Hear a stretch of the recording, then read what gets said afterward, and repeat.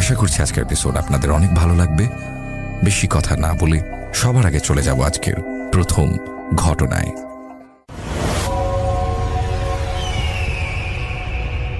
আসসালামু আলাইকুম রাসেল ভাই, আসসালামু আলাইকুম লিসেনার্স, আশা করি সবাই ভালো আছেন। এখন আমি একটি ঘটনা আপনাদের সামনে পেশ করতে চাই। ঘটনাটি যার সাথে ঘটেছিল তার নাম হচ্ছে মোহাম্মদ মাসুম। উনি পেশায় একজন মোটর বাইক চালক। আপনারা জানেন যে সুনামগঞ্জে অনেক দুর্গম জায়গা রয়েছে। হাওর কেন্দ্রিক পুরো সুনামগঞ্জ হওয়ার কারণে এবং সেখানে অনেক রাস্তাঘাট না থাকার কারণে মোটরসাইকেলই একমাত্র ভরসা, মোটরসাইকেলই মানুষজন আসা যাওয়া করে। তো সুনামগঞ্জের এমনই একজন মোটর বাইক চালক, নাম হচ্ছে মোহাম্মদ মাসুম। ওনার বাসা তাহিরপুরেই। ওনার বর্তমান বয়স 50। ঘটনাটি যখন ঘটেছিল সেই সময়টি ছিল 1998 সাল। সময়টি ছিল শীতকাল। উনি তখন ছোটোখাটো ব্যবসা করতেন, আর ব্যবসায়িক প্রয়োজনে ওনার বেশ কিছু দেনাদার সৃষ্টি হতো, আবার ওনার কাছেও কেউ কেউ টাকা পেতেন। তো মাঝে মাঝে যে কাজটি করতেন, ওই দেনাদারদের কাছ থেকে টাকা আদায়ের জন্য তারা যখন যেই ডেটগুলো দিতেন, তখন ওই ডেটগুলোতে উনি ওই দেনাদারদের কাছ থেকে টাকা আদায়ের জন্য যেতেন। ব্যবসায়িক কারণে অনেক সময় পণ্য বেচা কেনা হয়, যার ফলে একটু দেনাদার সৃষ্টি হয় আর কি, দেনা পাওনার সৃষ্টি হয়। তো টাকা আদায়ের জন্য উনি যেতেন। তো এমনই 1998 সালের এমনই এক শীতকালে এক রাতে উনি একটি জায়গায় যান। সেই জায়গাটার নাম হচ্ছে নতুন বাজার। আপনারা যারা নীলাদ্রি গিয়েছেন তারা নতুন বাজার পার হয়ে নীলাদ্রি গিয়েছেন। তো যাই হোক, নতুন বাজার উনি যখন যান, ওখানে একজন দেনাদারের সন্ধানে তিনি গেলেও, যেহেতু তখন 1998 সালে এরকম ফোন ছিল না, আর ওই সমস্ত এলাকাগুলোতে তো এখনও নেটওয়ার্ক অতটা ভালো নয়। তো যাই হোক, তখন উনি ওই দেনাদারকে বাসায় পান নাই। কারণ হচ্ছে তিনি তখনও উনি কাজ সেরে বাড়িতে আসেন নাই, কারণ কখন আসবেন তা তো বলতে পারেন না, এদিকে রাত হয়ে যাচ্ছে। এই জন্য উনি চিন্তা করলেন ঠিক আছে চলে যাই, আরও কয়েকজনের সাথে দেখা করার দরকার, তো তাদের সাথে গিয়ে দেখা করি। এই চিন্তা করে নতুন বাজার থেকে উনি শিববাড়ির দিকে আসতে থাকেন। শিববাড়ির দিকে যখন আসতে থাকেন এবং আস্তে আস্তে যখন শিববাড়ির ওই বিশেষ স্থানটির কাছে চলে আসেন, হঠাৎ উনি দেখেন শ্মশানে একটি মৃতদেহ দাহ করার জন্য প্রস্তুতি নেওয়া হচ্ছে। আবার একই সময়ে গোরস্থানে বা মুসলিম কবরস্থানে একটি লাশকে জানাজা দেওয়ার প্রস্তুতি চলছে, যে ওইখানেই গোরস্থানে জানাজা দিয়ে সেখানে দাফন করা হবে। শ্মশানে 20-25 জন লোক, আবার পাশে মুসলিম কবরস্থানেও একই রকমভাবে 15-20 জন মানুষ সেখানে রয়েছে। তো উনি চিন্তা করলেন যে এত রাত, তো রাত কিন্তু তখন প্রায় 11টা বাজে, আর হাওড় অঞ্চলে কিন্তু রাত 11টা মানে অনেক রাত। তো উনি চিন্তা করেন যে এই এলাকায় তো অনেককেই তো আমি চিনি, দেখি কে মারা গেছে। তো উনি গিয়ে দেখেন যে, প্রথমে যান উনি মুসলিম কবরস্থানের ওইখানে, গিয়ে দেখেন যে সবাই জানাজায় দাঁড়িয়ে গেছে। তো উনিও জানাজায় দাঁড়িয়ে যান। উনি জানাজা পড়ার পর, সাধারণত আমরা দেখি যে জানাজা পড়ার পরে লাশের মুখটা খুলে দেওয়া হয়, শেষ মানে সবাই যেন শেষ দেখা দেখতে পারে। তো উনিও লাশের শেষ দেখা দেখার জন্য এগিয়ে যান। তো উনি লাশটি দেখে উনি চিনতে পারেন না। তো যেহেতু উনি চিনতে পারেন না, এই জন্য উনি আসলে কাউকে আর প্রশ্নও করেন না যে আসলে এটা কার লাশ বা কিভাবে মারা গিয়েছে, এটা আর কাউকে উনি প্রশ্ন করে না। তো উনি এবার চিন্তা করে দেখি শ্মশানের ওখানে যাই, শ্মশানের ওখানে যাকে দাহ করা হবে তাকে আমি চিনি কিনা। অত্র অঞ্চলে বেশ অনেক হিন্দু ভাইদের সাথে তো তার পরিচয় আছে। এই চিন্তা করে উনি শ্মশানের, যেহেতু একদম পাশাপাশি লাগোয়া, উনি সেখানে যান। গিয়ে দেখেন চিতার উপরে একটি লাশ শোয়ানো আছে, কিন্তু লাশটি দেখে উনি চমকে ওঠেন যে কি ব্যাপার, এই লাশটিকে যেন আমি কোথাও দেখেছি, আর একটু ভালো করে দেখি তো। এই চিন্তা করে উনি আরেকটু কাছে এগিয়ে যান। মনে হচ্ছে যে একটু আগেই এই লোকটিকে কোথাও যেন দেখেছি। ওনার হঠাৎ মনে পড়ে যায় যে আচ্ছা, একটু আগে যা জানাজা পড়লাম তার লাশের চেহারার সাথে এর চেহারা তো অনেক মিল। শুধু মিল নয়, মনে হচ্ছে হুবহু একই মানুষ। ওনার মনের মধ্যে খটকা লাগে। উনি আরো নিশ্চিত হওয়ার জন্য দৌড়ে ওই মুসলিম কবরস্থানে চলে যান। তখনও লাশ দাফন করা হয়নি, তখনও লাশের মুখ খোলা ছিল। যেহেতু মাত্র অল্প সময়ের ব্যবধান, উনি গিয়ে দেখেন যে একটু আগে শ্মশানেই যেই ডেড বডিটা উনি দেখে এসেছেন, এখানে কিন্তু ওই একই লোকের ডেড বডি। উনি কিছু বুঝতে পারছিলেন না যে কি হচ্ছে। একই লোকের ডেড বডি মুসলিম কবরস্থানে এবং পাশে শ্মশানে কিভাবে আসতে পারে? উনি দরদর করে ঘেমে যাচ্ছিলেন শীতের রাত্রেও। কাউকে যে কোনো কিছু প্রশ্ন করবেন এই সাহস পাচ্ছিলেন না, কারণ এমনিতে যেহেতু মানুষ মারা গেছে, এই উদ্ভট প্রশ্ন যদি কাউকে করা হয় তাহলে মানুষ তার প্রতি বিরক্ত হতে পারে, পাগল মনে করতে পারে। এই জন্য উনি কাউকে লজ্জায় এটা বলতেও পারছিলেন না, কিন্তু উনি মারাত্মক ভয় পাচ্ছেন যে একই লোকের দেহ দুই জায়গায় কিভাবে আসলো। উনি চিন্তা করলেন হয়তোবা তার দৃষ্টি ভ্রম হতে পারে। সেখানে মানে যতটুকু আলো ছিল হারিকেনের আলোতে উনি কতটুকুই বা দেখেছেন। উনি আবার ওই শ্মশানের কাছে চলে যান। তখনও চিতায় আগুন দেয়া হয়নি, কিন্তু দেবে চিতায় আগুন দেয়া হবে ভাব। উনি ওই লাশের কাছাকাছি গিয়ে নিশ্চিত হন যে এই দুই লাশের চেহারার কোনো অভেদ নেই, একই লাশ দুই জায়গায়। উনি আরো একটা ভয়ানক ব্যাপার লক্ষ্য করেন যে এই লাশকে দাহ করার জন্য যারা উপস্থিত আছেন তাদের শরীরটা না অস্বাভাবিক রকমের চিকন।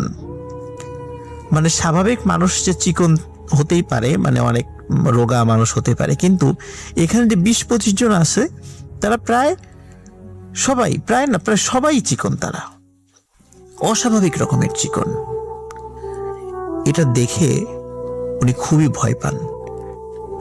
ওনার কাছে মনে হয় যে উনি যা দেখছেন এটা আসলে ভয়ঙ্কর কিছু এবং অবশ্যই প্যারানর্মাল কোনো বিষয়। ওনারা সেন্স ধরে রাখতে পারেননি, উনি সেন্স হারিয়ে ফেলেন। ওনার যখন সেন্স ফেরে, কতক্ষণ যে উনি সেন্সলেস ছিলেন উনি বলতে পারেন না।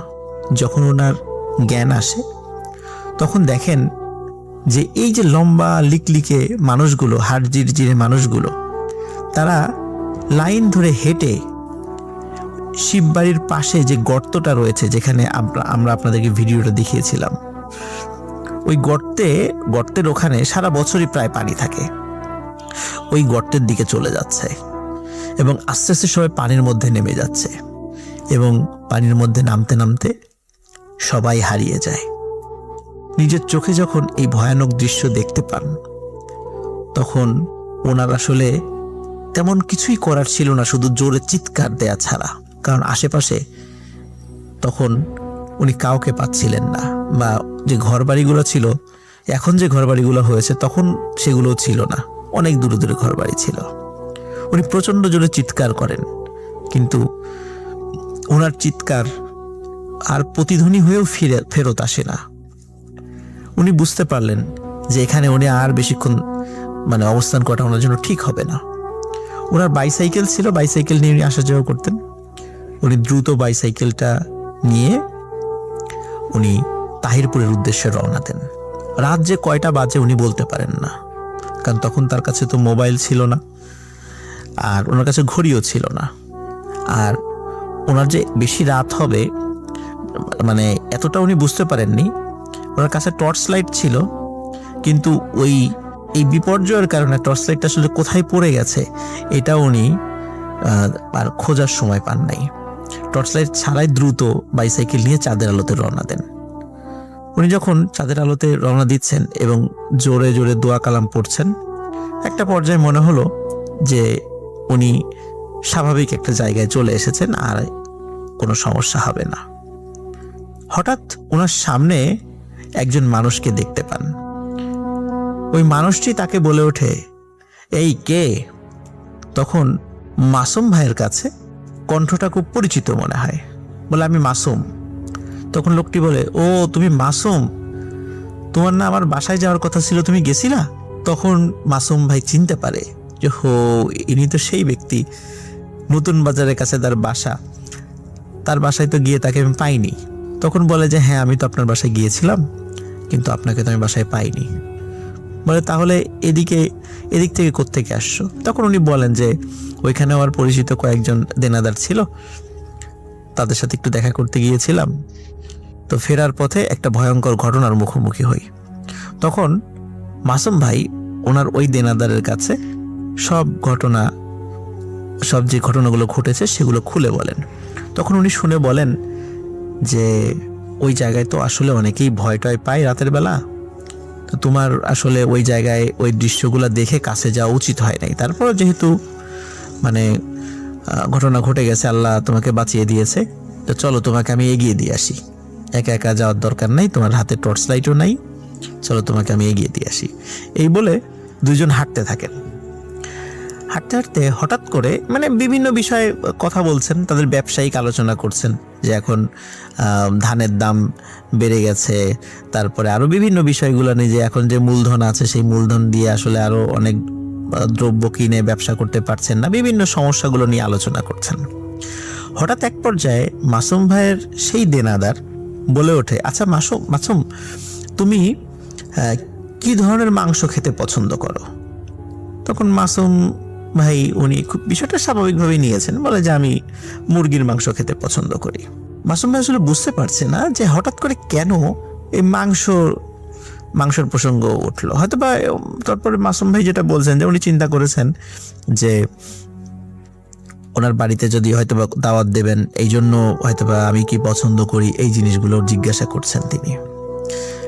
তো কথা প্রসঙ্গে মাসুম ভাইও ওই ব্যক্তিকে জিজ্ঞেস করেন, ভাই আপনি কিসের মাংস পছন্দ করেন খেতে? তখন উনি বলেন, পোড়া মাংস আমার খুব ভালো লাগে। এখন মাসুম ভাই চিন্তা করেছেন হয়তোবা কাবাব জাতীয় কিছু উনি খেতে পছন্দ করেন। তখন উনি বলেন যে আচ্ছা পোড়া মাংস, তাহলে তো কাবাব হবে, তাহলে কিসের কাবাব পছন্দ করেন? বলে না, কাবাব না, পোড়া মাংস আমার পছন্দ। তখন মাসুম ভাই হেসে দিয়ে বলেন, পোড়া মাংস আবার কেউ খায় নাকি?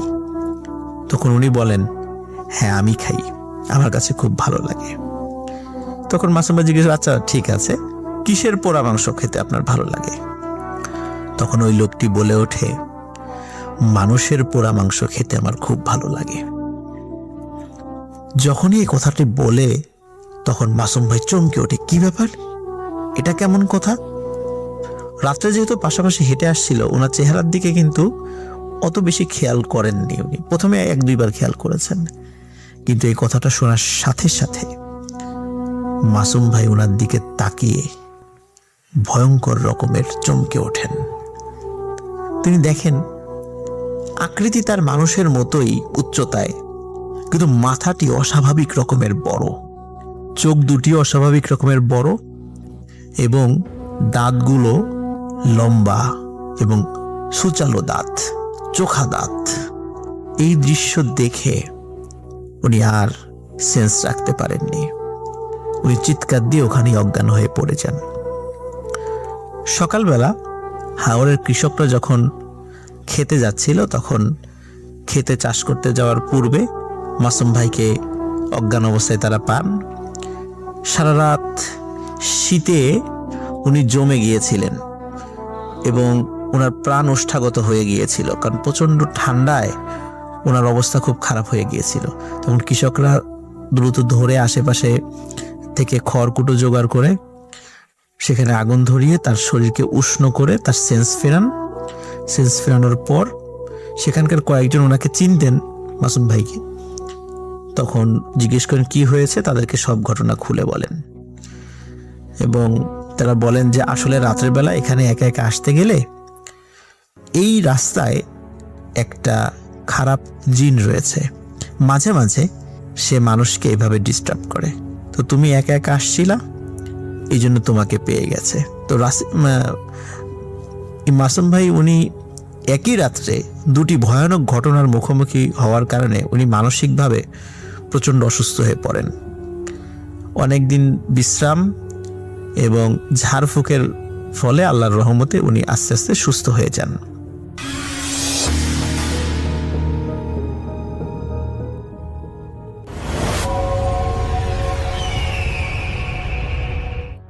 আসসালামু আলাইকুম।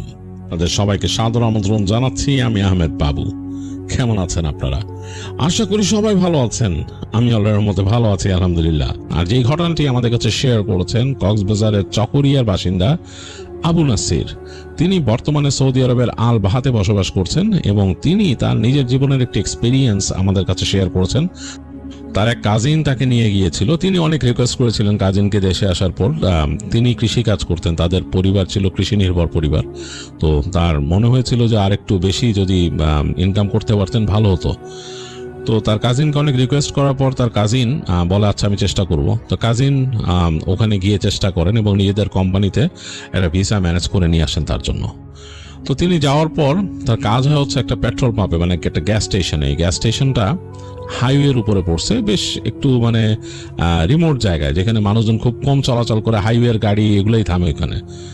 তো ওইখানে যাওয়ার পরে আবু নাসির সাহেব দেখলেন যে ওইখানে আরো 3 জন বাঙালি ভাই কাজ করেন, কিন্তু তারা তার সাথে কেন জানি একটু অন্যরকম ব্যবহার করা শুরু করলেন। মানে উনি নতুন বলেই হয়তো ওনাকে দিয়ে বেশি পরিশ্রম করানো শুরু করলো, আর কেমন জানি একটু ব্যবহার আচারটা একটু অন্যরকম। তো এইটা দেখে ওনার মনে উনি হার্ট হতে লাগলেন, ওনার ভাল লাগতো না। তো উনি ওনার কাজিনের সাথে কথা বলতেন যে আমি এখানে এরকম ভাবে আসি, ভাল লাগে না, হ্যাঁ তুই পারলে আমার জন্য অন্য একটা ব্যবস্থা কর। তো কাজিন বলতেন যে আপনি একটু কষ্ট করে থাকেন, দেখি কি করা যায়, কারণ তাদের তো মালিক একজনই, যদি তার অন্য কোনো প্রতিষ্ঠান নিতে পারে মালিক তাকে। তো এরকম ভাবে তাকে বুঝাইতো। আবু নাসির সাহেব কাজ করতেন এবং মন দিয়ে, এবং তার দেখা যেত যে তার একটু কাজে সমস্যা হলেই অন্যরা তার সাথে একটু অন্যরকম আচরণ করতে আরো বেশি। তো এরকম কষ্ট করতেছিলেন তিনি। আর তিনি আসলেই তো কৃষি কাজ করা মানুষ, তিনি তো এগুলো আসলে করেননি এর আগে। তো এর জন্য একটু অন্যরকম লাগতো, বুঝতেও সমস্যা হইতো সবকিছু। তো এরকম অবস্থায় তা একদিন দেখলো যে হ্যাঁ তার ওই কাজিন আসছে এখানে। কাজিন আসছে একটা বিশাল মানে গাড়ি বহরের সাথে, মানে অনেকে যাচ্ছে সেখানে, তার কাজিন আসছে, দৌড় দিয়ে আসলো, গ্যাস স্টেশনে ঢুকলো, তার সাথে কথা বললো, বললো যে আমার মালিক দেখা করবে, চলো মালিকের কাছে নিয়ে যাব। তো তিনি তো একটু হলেন যে মালিক তার সাথে দেখা করবে, মানে তিনি দেখলো যে তার কাজিন তাকে নিয়ে গেল ওইখানে। তো যাওয়ার পর দেখলো যে বললো, আগে থেকে বললো যে একে সালাম দিতে। উনি সালাম দিলেন, দেখলেন যে ওখানে একজন আরব ভদ্রলোক বসে আছে, শেখ টাইপের।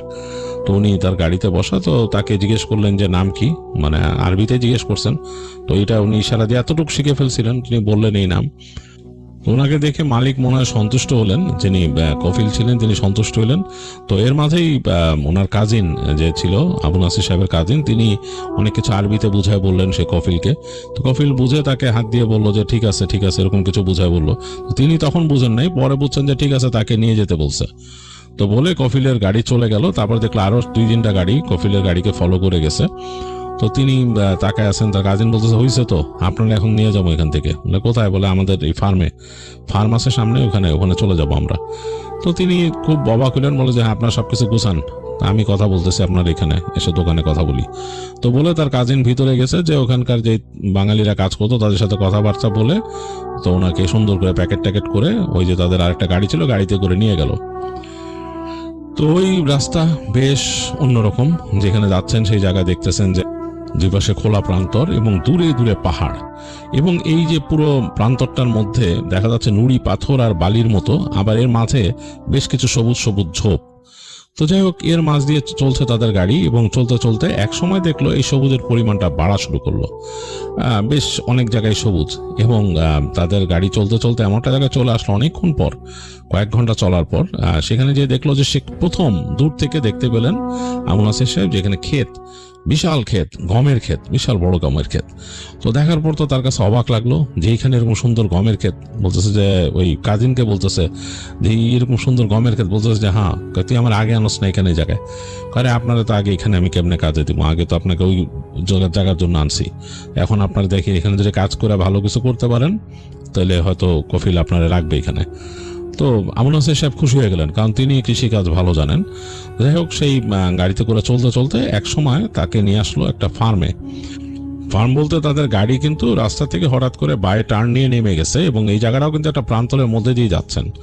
তো যেতে যেতে দেখতেছে ঝোপ এদিক ওদিক, তারপরে হঠাৎ করে শুরু হলো ফার্ম, মানে বোঝা গেল যে এখানে বেড়া শুরু হয়েছে, এবং ফেন্স করা। সেই ফেন্সের মধ্যে এক জায়গায় দেখলো অনেকগুলো বকরি এখানে, এবং সে দেখলো দু একজন মানুষ সেই বকরির ওখানে আছে এবং তারা মুখের মধ্যে কাপড় পেঁচা রাখছে ইসের জন্য, মানে এই ধুলা টুলার জন্য, আর গরম তো এখানে এই জন্য, তো ওরকম কাপড় পেঁচা রাখছে তারা আছে বকরির ওইখানে। এবং তারপর সামনে গিয়ে দেখলেন যে বেশ খানিকটা দূরে বেশ বড় ফেন্স দেওয়া, ওইখানে ফেন্সের ভেতরে অসংখ্য উট এবং বড় বড় উট, বাচ্চা উট এরকম এগুলা ভিতরে চড়তেছে। তো বুঝলে যে এটা একটা উটের খামার।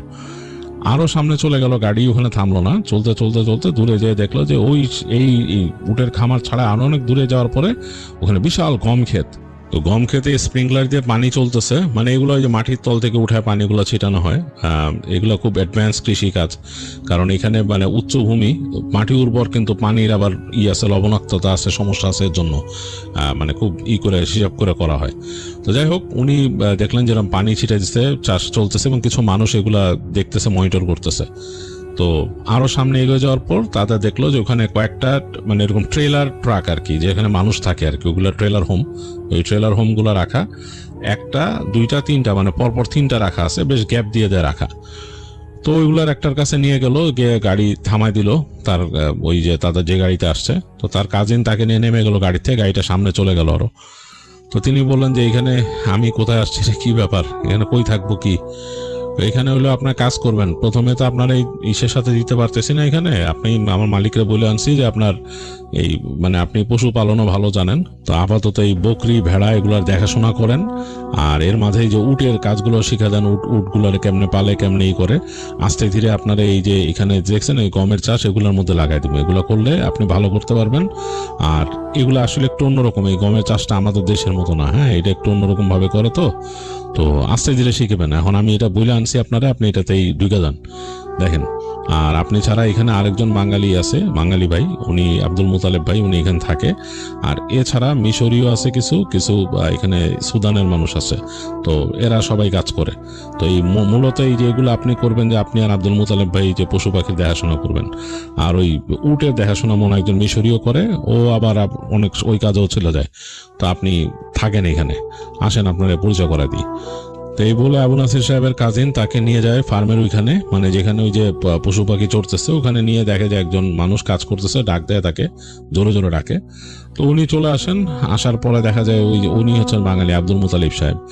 তো তার সাথে পরিচয় করা দেন যে এই যে আমার এই কাজিন, ওনার যার কথা বলছিলাম, উনি আমার বড় ভাই হয় আবু নাসির। তো যাই হোক, ওনার দুজনের পরিচয় হয়, হওয়ার পর বলে যে চিন্তা করেন না, আমরা আছি তো, আমি আছি আর ওই যেখানে বিদেশিরা আছে, হ্যাঁ আপনি আমি, কোনো অসুবিধা নাই। যাই হোক, ওনাকে ওখানে স্যারেল করে দিয়ে যান ওনার কাজিন ওই দিন। তো ওখানে উনি ওই দিন প্রথম দিন আসলেন, এসে ওই একটু হাঁটাচলা করছে, দেখলেন ওই জায়গাটা ঘুরে ঘুরে ভালোই লাগতেছে ওনার কাছে, কারণ এই যে উনি গ্যাস স্টেশনে ছিলেন ওই জায়গাটা একদমই নিরস ছিল। তো উনি মনে মনে শুকরিয়া আদায় করছেন, এর থেকে অনেক ভালো জায়গায় আসছি। তো যদিও এই পশু পাখি পালতে কেমন কষ্ট হবে তিনি জানেন না, কারণ তিনি আসলে আদতে পশু পাখি খুব বেশি পালেন নাই, তাদের বাড়িতে হয়তো গরু ছিল কয়েকটা, আর এই যে ছাগল টাগল ছিল দু একটা, এরকম, বাট এরকম অবস্থা ছিল না। তো যাই হোক, আর এই তো উট তো একদম নতুন প্রাণী, তো ওনার কাছে দেখেই জানি কেমন লাগতেছে। তো ওই যে দেখলো যে আব্দুল মোতালেব সাহেব তিনি মোটামুটি ভালোই এক্সপার্ট, এবং ওই যে আরেকজন মিশরীয় আছে সেও এগুলা মানে ভালোই দেখে।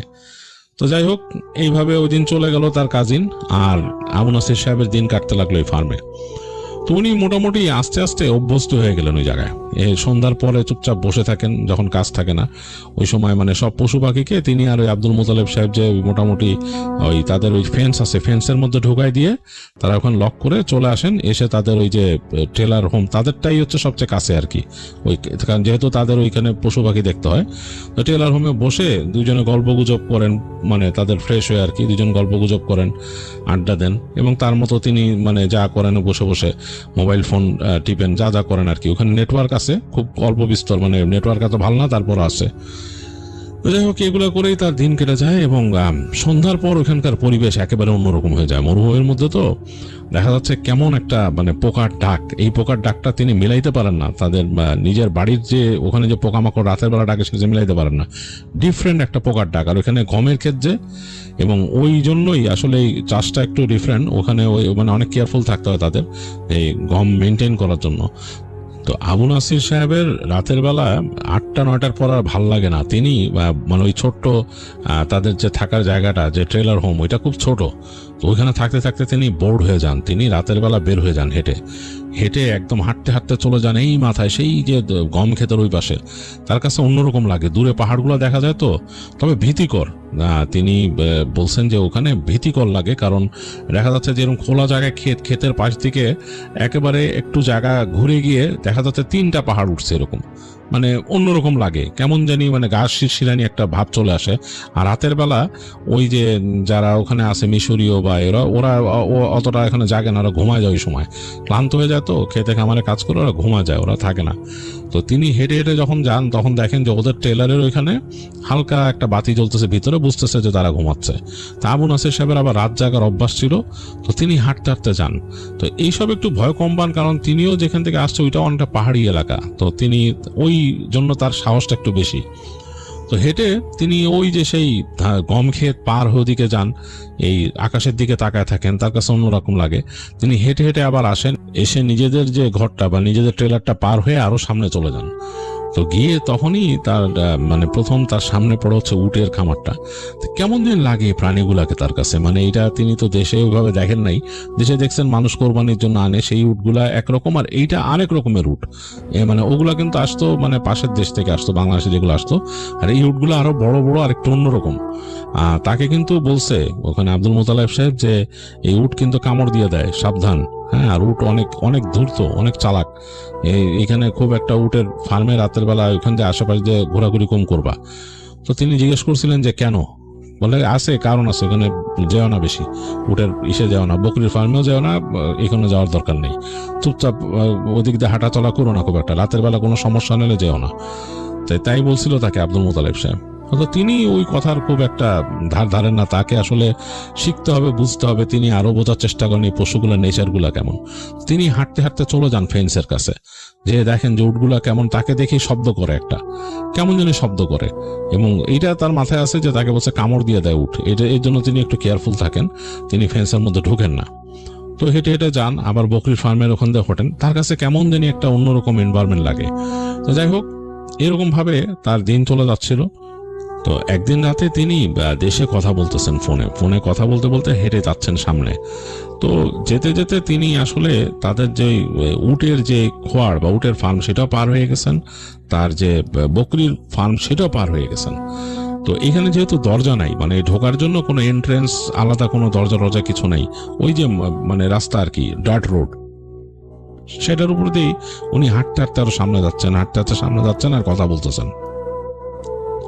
তো বেশ খানিকক্ষণ তিনি হেঁটে সামনে চলে আসছেন। হঠাৎ করে তার কাছে মনে হলো যে তিনি যে কথা বলতেছিলেন দেশে, তার ফোনের মধ্যে মনে হলো একটা নয়েসের মতো, মানে কেমন জানি মনে হলো যে কতগুলা বাচ্চা যদি কথা বলে ওঠে কেউ কেউ কুকুর করে, কেমন যেন একটা স্ট্যাটিক নয়েসের মতো সেরকম একটা শব্দ। তো তিনি অবাক হলেন যে ফোনের মধ্যে কে কথা বলে, এরকম হইলো কেন শব্দ। অনেক সময় দেখা যায় না ওই যে টেলিভিশন বা রেডিওতে স্ট্যাটিক প্রবলেম হয় সেরকম। তো তিনি দেশে বলতেছেন হ্যালো হ্যালো, কি মানে কি সব ঠিক আছে নাকি আর কি, তার ভাষায় বলতেছেন তিনি, সব ঠিক আছে না, কিসের শব্দ। তো দেখতেছে ওই পাশ থেকেও মানে হয়ে যাচ্ছে, মানে স্ক্র্যাম্বলড হয়ে যাচ্ছে ভয়েস, মানে এলোমেলো হয়ে যাচ্ছে, কথা ঠিক মতো শোনা যাচ্ছে না। তো তিনি লাইনটা কেটে দিলেন। তো লাইনটা কাটার পরে তার ফোন দেখা গেল যে হ্যাং হয়ে গেল, মানে ফোন আরই নড়তেছে না এখান থেকে। তার অনেকক্ষণ ধরে লাইট নিভে থাকলো, তিনি অনেকবার চেষ্টা করলেন, দেখলেন যে একসময় টাস করে ফোনটা বন্ধ হয়ে গেল। তো তিনি এখানে সুইচ টিপে আবার অন দেওয়ার চেষ্টা করতেছেন, তো সুইচ টিপে ধরছেন, ফোন অন হচ্ছে না, মানে একটু আলো জ্বলে আবার নিভে যাচ্ছে। তো তার মানে তিনি মনে করলেন ব্যাটারি হয়ে গেছে, কোনো কারণে ব্যাটারি শেষ হয়ে গেছে, চার্জ দিতে হবে ফোনে। তো তিনি অবাক হলেন যে এই শব্দটা কি পাইলেন ফোনের মধ্যে, মনে হলে কেমন খিচখিচ করে কতগুলা বাচ্চা কাচ্চারা কথা বলে গেলে যেরকম সেরকম। হঠাৎ করে তিনি ফোন বন্ধ অবস্থায় তিনি শব্দ পেলেন, কিচকিচ শব্দ। তখন তিনি চিন্তা করছেন, আরে আমি তো এই মূল ফার্মের থেকে অনেক দূরে চলে আসছি। পিছনে তাকায় দেখলেন যে তাদের এই যে ওই বকরির ফার্মে যে বেড়া দেখা যাচ্ছে অনেক দূরে, তিনি হাঁটতে হাঁটতে অনেক দূর চলে আসছেন। তার সোজা যে ডান দিকে এরকম একটা রাস্তা চলে গেছে, রাস্তা মানে কি ডার্ট রোড, এবং সেটা সোজা চলে গেলে দেখলেন যে পুরা ওই জায়গাটা অনেকটা প্রান্তরের মতো, এবং সেইখানে দূরে পাহাড় দেখা যাইতেছে, ঝোপঝাড়, বিভিন্ন ঝোপঝাড়। আর বাঁ দিকে চলে গেলে ওদিকে আরেকটা এরকম চিকন রাস্তা গেছে, ওই পাশে যে ঝোপঝাড়, ওখানে কিছু নাই, আর সোজা রাস্তাটা গেছে, এটা দিয়ে মনে হয় মূল রাস্তায় ওঠা যায়। তো তিনি তো আসছিলেন গাড়িতে করে, তিনি তো এখান থেকে আর বেরোন নাই, তার আসলে খেয়ালও নাই। তো তার কাছে মনে হলো যে ওই শব্দটা, ওই যে এরকম কিচকিচ বাচ্চাদের মতো শব্দ, কেউ কতগুলো বাচ্চা যদি কথা বলে খিলখিল করে হাসে দৌড়ায় সেরকম শব্দ মনে হলো, যে তিনি যেদিকে তাকায় আছেন তার উল্টা দিক দিয়ে গেল এরকম শব্দ। তো এবার তার একটু ভয় লাগলো, তিনি তাড়াতাড়ি ঘুরে হাঁটা দিলেন। তিনি বুঝতেছেন তিনি অনেক দূরে চলে আসছেন। তো তিনি যাচ্ছেন সামনে, তার কাছে মনে হচ্ছে তার পিছনে কতগুলো বাচ্চা খিলখিল করে হেসে হেসে দৌড়ায় দৌড়ায় দাঁড়াচ্ছে, এরকম না হাসতেছে বা তাকে ফলো করতেছে। তিনি ফট করে পিছনে তাকান, দেখেন কেউ নাই, কেউ নাই, ওই পাশে ঝোপঝাড়গুলো দেখা যাচ্ছে। তো তার কাছে মনে হলো এই ঝোপঝাড়ের মধ্যে কি বাচ্চারা লুকায় নাকি, এখানে কোনো মানে আসে নাকি। তিনি শুনছেন যে এইসব জায়গায় অনেক জায়গায় বেদুইনরা থাকে, এটা তার মাথায় আসে মানুষের কাছ থেকে যে বেদুইনরা থাকে এখানে, তো তাদের বাচ্চারা এত রাত্রে কি করবে। তখন প্রায় 12টা-1টা বেজে গেছে এরকম রাত। তো তিনি তাড়াতাড়ি হাঁটা শুরু করলেন। একটু ভয় লাগছে তার কাছে, কারণ তিনি মরুভূমির অনেক ঘটনাও শুনছেন, ওইখানে মানে উল্টাপাল্টা জিনিস আছে। আব্দুল মোতালেব সাহেবই তারে বলছে যে তুমি রাত্রেবেলায় হাঁটাহাঁটি করে ঠিক নাই, সেই এগুলো বলছে। তো তিনি হাঁটতে হাঁটতে তাড়াতাড়ি মানে এই শব্দটা শুনতেছেন তিনি, কিন্তু পিছনে তার মানে কন্টিনিউয়াসলি মনে হচ্ছে একটু পরপর খিলখিল করে বাচ্চারা হাসতেছে আর দৌড়াইতেছে তার পিছনে। তো তিনি তাড়াতাড়ি হেঁটে হেঁটে চলে আসলেন, এবং তিনি যখন ওই যে উটের যে খোয়ারটা পার হইতেছেন তখন মনে হলো বাচ্চাগুলা খিলখিল খিলখিল করে হেসে মানে কি মানে একটা শব্দ করে দৌড় দিল তার পিছন থেকে। তিনি একদম কেঁপে উঠলেন, কেঁপে উঠে তার সারা শরীরে সব ভ্রম দাঁড়ায় গেছে। তিনি ফট করে তাকায় দেখেন যে পিছনে কেউ নাই। তিনি শব্দ পেলেন যে উটগুলা মনে হলো শব্দ করে উঠলো, উটগুলা শব্দ করে উঠলো, কেমন করে ডেকে উঠলো, এবং মানে একটা ভয়ঙ্কর অবস্থা, মানে একটা বিশৃঙ্খলা শুরু হয়ে গেল ভিতরে। এবং মনে হলো যে কতগুলো বাচ্চা যদি ওই উটের খোয়াড়ায় ঢুকে পড়ে দৌড়ায় সেরকম। তো তিনি একটু অবাক হলেন, কিরে এটা ঘটনা কি, এটা কে ঢুকছে। তো তার সাহস ছিল না ওখানে যাওয়ার। তিনি তাড়াতাড়ি হেঁটে গেলেন, হেঁটে যে তার ঘর চলে গেলেন, তার যে ট্রেলার হোম তাদের যে ওখানে চলে গেলেন। গিয়ে তিনি তাড়াতাড়ি দরজাটা মোচড়ায়, উনি তালা মারেন নাই, খুলে ভিতরে ঢুকলেন। ভিতরে ঢুকে তাড়াতাড়ি যে মানে ওনার ভয় লেগে গেছে, ওনার কাঁপুনি লেগে গেছে এরকম। আর বাইরে ওই দিন দেখতেন বেশ ঠান্ডা ঠান্ডা লাগতেছে, রাতের বেলা ওইটা ঠান্ডা হয়ে যায়। তো তিনি তাড়াতাড়ি যে তার বিছনায় শুয়ে পড়লেন। তো বিছনায় শুয়েও বেশ ঠান্ডা লাগতেছিল, তিনি তাড়াতাড়ি চাদর টেনে নিলেন। তো তারপর তিনি চুপচাপ শুয়ে আছেন, ঘুম আসতেছে না। তো তাকায় আছেন তিনি তার বিছানাটা যেখানে, তার সোজাসুজি পায়ের কাছেই হাতের ডানে একটা জানালা আছে। ওই জানালার উপর ব্লাইন্ড দেয়াতে কি হচ্ছে যে বাইরের যে আলোটা মানে আকাশের যে আলোটা সেটা হালকা করে এসে নিচে একটা টেবিল আছে, টেবিলের উপর পড়তেছে। তার কাছে কেমন জানি লাগতেছে, মানে মানে ঘুম আসতেছে না, ওদিকে তাকাই আছেন তিনি। একটু পর তিনি শুনলেন মানে তাদের যে এই ট্রেলার হোমটা এটার পাশ দিয়ে মনে হচ্ছে কতগুলো বাচ্চা দৌড়াচ্ছে, এবং বাচ্চাদের যে শব্দ সেটা পাচ্ছেন তিনি। এক সময় তিনি খেয়াল করলেন যে তার যে জানলাটা ওই যে টেবিলের ওখানে, ওই জানলার সামনে মনে হলো কারো একটা ছায়া, মানে কোন একটা ছায়া পড়ছে, এবং ছায়াটা মানুষের মতো, মানে মানুষ যদি তাকায় কোনো জানলা দিয়ে যেরকম লাগবে সেরকম। তিনি বেশ ভয় পেলেন। তিনি চিন্তা করলেন কে এখান দিয়ে এরকম উকি দিবে, এই জায়গায় তো আসলে চোর টোর আসার কথা না, আর এরকম এসে মানে তাদের ট্রেলারে উকি দিবে এরকম তো হওয়ার কথা না। তো এই বাচ্চারা কারা, এই বাচ্চার মতো যে শব্দ করতেছে কথা বলতেছে এরকম আর কারা। আর তিনি যে এখানে আসেন একদিন ধরে, তিনি কিন্তু দেখছেন যে পাশের যে ট্রেলারে থাকে যারা ওই যে মিশরীয় আর ওই সুদানের মানুষ যারা আছে তারা কিন্তু এই টাইপের না, মানে এরকম কিউরিয়াস না, কারো বাসা উকি টুকি দিবে এরকম না, এবং নিজেদের ওখানে দিনের বেলা কথা হয় দেখলে টুকিটাকি যা পারেন ওইভাবে। তো এরা তো না, এভাবে করে কেউ কি দিতেছে জানলার ওখানে। তো তিনি ভয় একদম হয়ে গেলেন। এরপর তিনি শুনলেন যে বাইরে মনে হলো হুল্লোড় শুরু করলো, মানে বাচ্চাদের মতো হুল্লোড়, মানে বাচ্চারা যেরকম আনন্দ উল্লাস করে সেরকম। তো প্রচন্ড ভয় পেয়েছেন আসলে। এই সময় তিনি শুনলেন ওই পাশ থেকে তার একই রুমেই তো ওই পাশে ঘুমায় আব্দুল মোতালেব সাহেব। তিনি ভারী গলায় বলতেছে, আবু নাসির। তা আবু নাসির একটু চমকায় উঠলেন, চমকা উঠে বললেন, জি জি ভাই। বলে, আপনি আজকে কোথায় গেছিলেন হাইটা? তো বলছে, আমি গেছিলাম তো ওই দিক দিয়ে হাইটা ভাই, আমি আসলে রাস্তা মানে ভুলেই গেছিলাম, ফার্মের বাইরে চলে গেছিলাম হাইটা। ফার্মের বাইরে গেছিলেন, ভেজাল তো নিয়ে আসছেন সাথে। মানে শুনতেছেন না, ভেজাল নিয়ে আসছেন যে আপনারা মানা করলাম কতদিন রাত্রেবেলা বেশি হাঁটাহাঁটি করেন না, বাইরে যান না, দেখেন আমি যাই। এটা বলতেছে, তখনই ধুম করে শব্দ হলো তাদের দরজার মধ্যে, তাদের যে ফ্রন্টের দরজাটা ধুম করে উঠলো। দরজাটা কিন্তু স্টিলের, এটার মধ্যে মনে হলো গায়ের জোরে কেউ মারছে, ধুম করে মানে লাভ দিয়ে উঠছে আবু নাসির সাহেব। আর আব্দুল মোতালেব সাহেব বলতেছেন, চুপ করে থাকেন, দোয়া পড়েন, জোরে জোরে দোয়া পড়েন, আয়াতুল কুরসি পড়েন। তো যাই হোক দোয়া পড়া শুরু করলো। আবু নাসির সাহেব দোয়া পড়তেছে আর জোরে জোরে দোয়া পড়তেছে। আব্দুল মোতালেব সাহেব জোরে জোরে দোয়া পড়তেছে।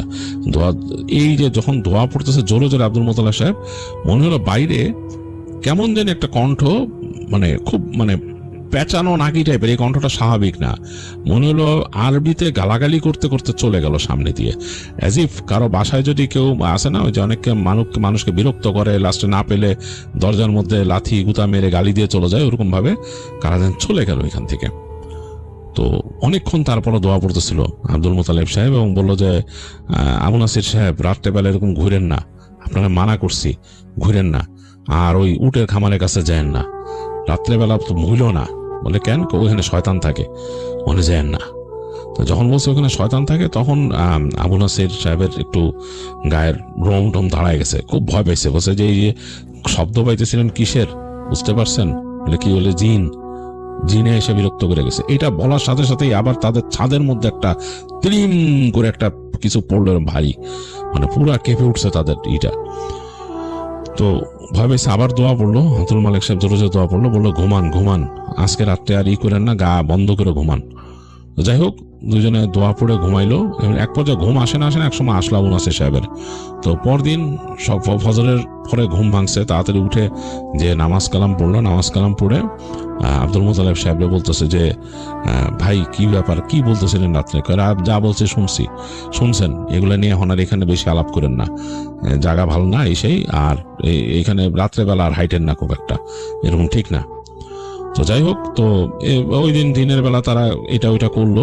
আবু নাসির সাহেবের একটু ভয় লাগতেছিল ওই দিন, এবং ওই দিন কি জানি আলাপ করলো, যে মিশরীয় যে লোকটা ছিল সে আব্দুল মোতালেব সাহেবের সাথে কি আলাপ করছে, মানে তারাও কোনো শব্দ পাইছে এখানে, মানে তাদের এখানেও কোনো শব্দ হয়েছে।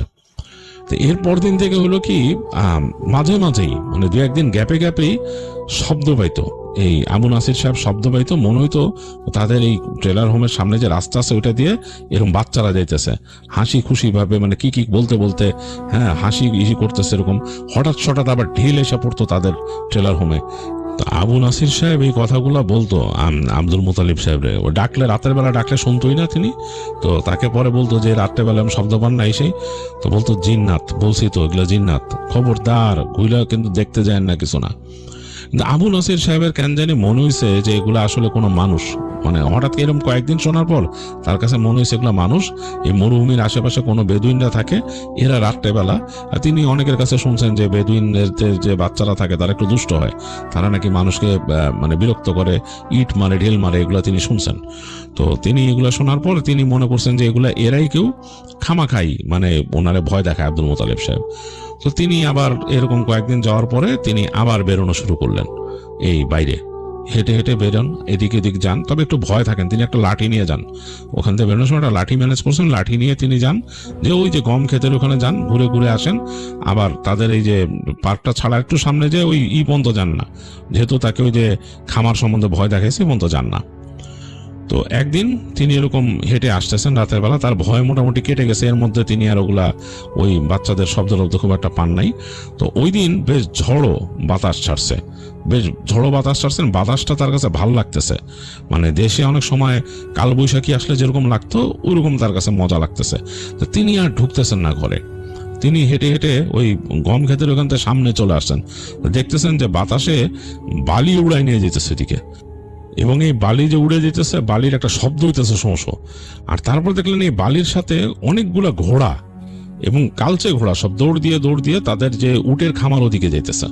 তো তিনি অবাক হয়ে গেলেন, আরে এই ঘোড়া কোত্থেকে আসছে, খামারে কই যেতেছে। তিনি চিন্তা করলেন এই রাত্রেবেলা তিনি আব্দুল মোতালেব সাহেবরে ডাকবেন কিনা চিন্তা করতেছেন। তারপর তিনি নিজেই চিন্তা করলেন আমি সামনে যাই, কি ব্যাপার।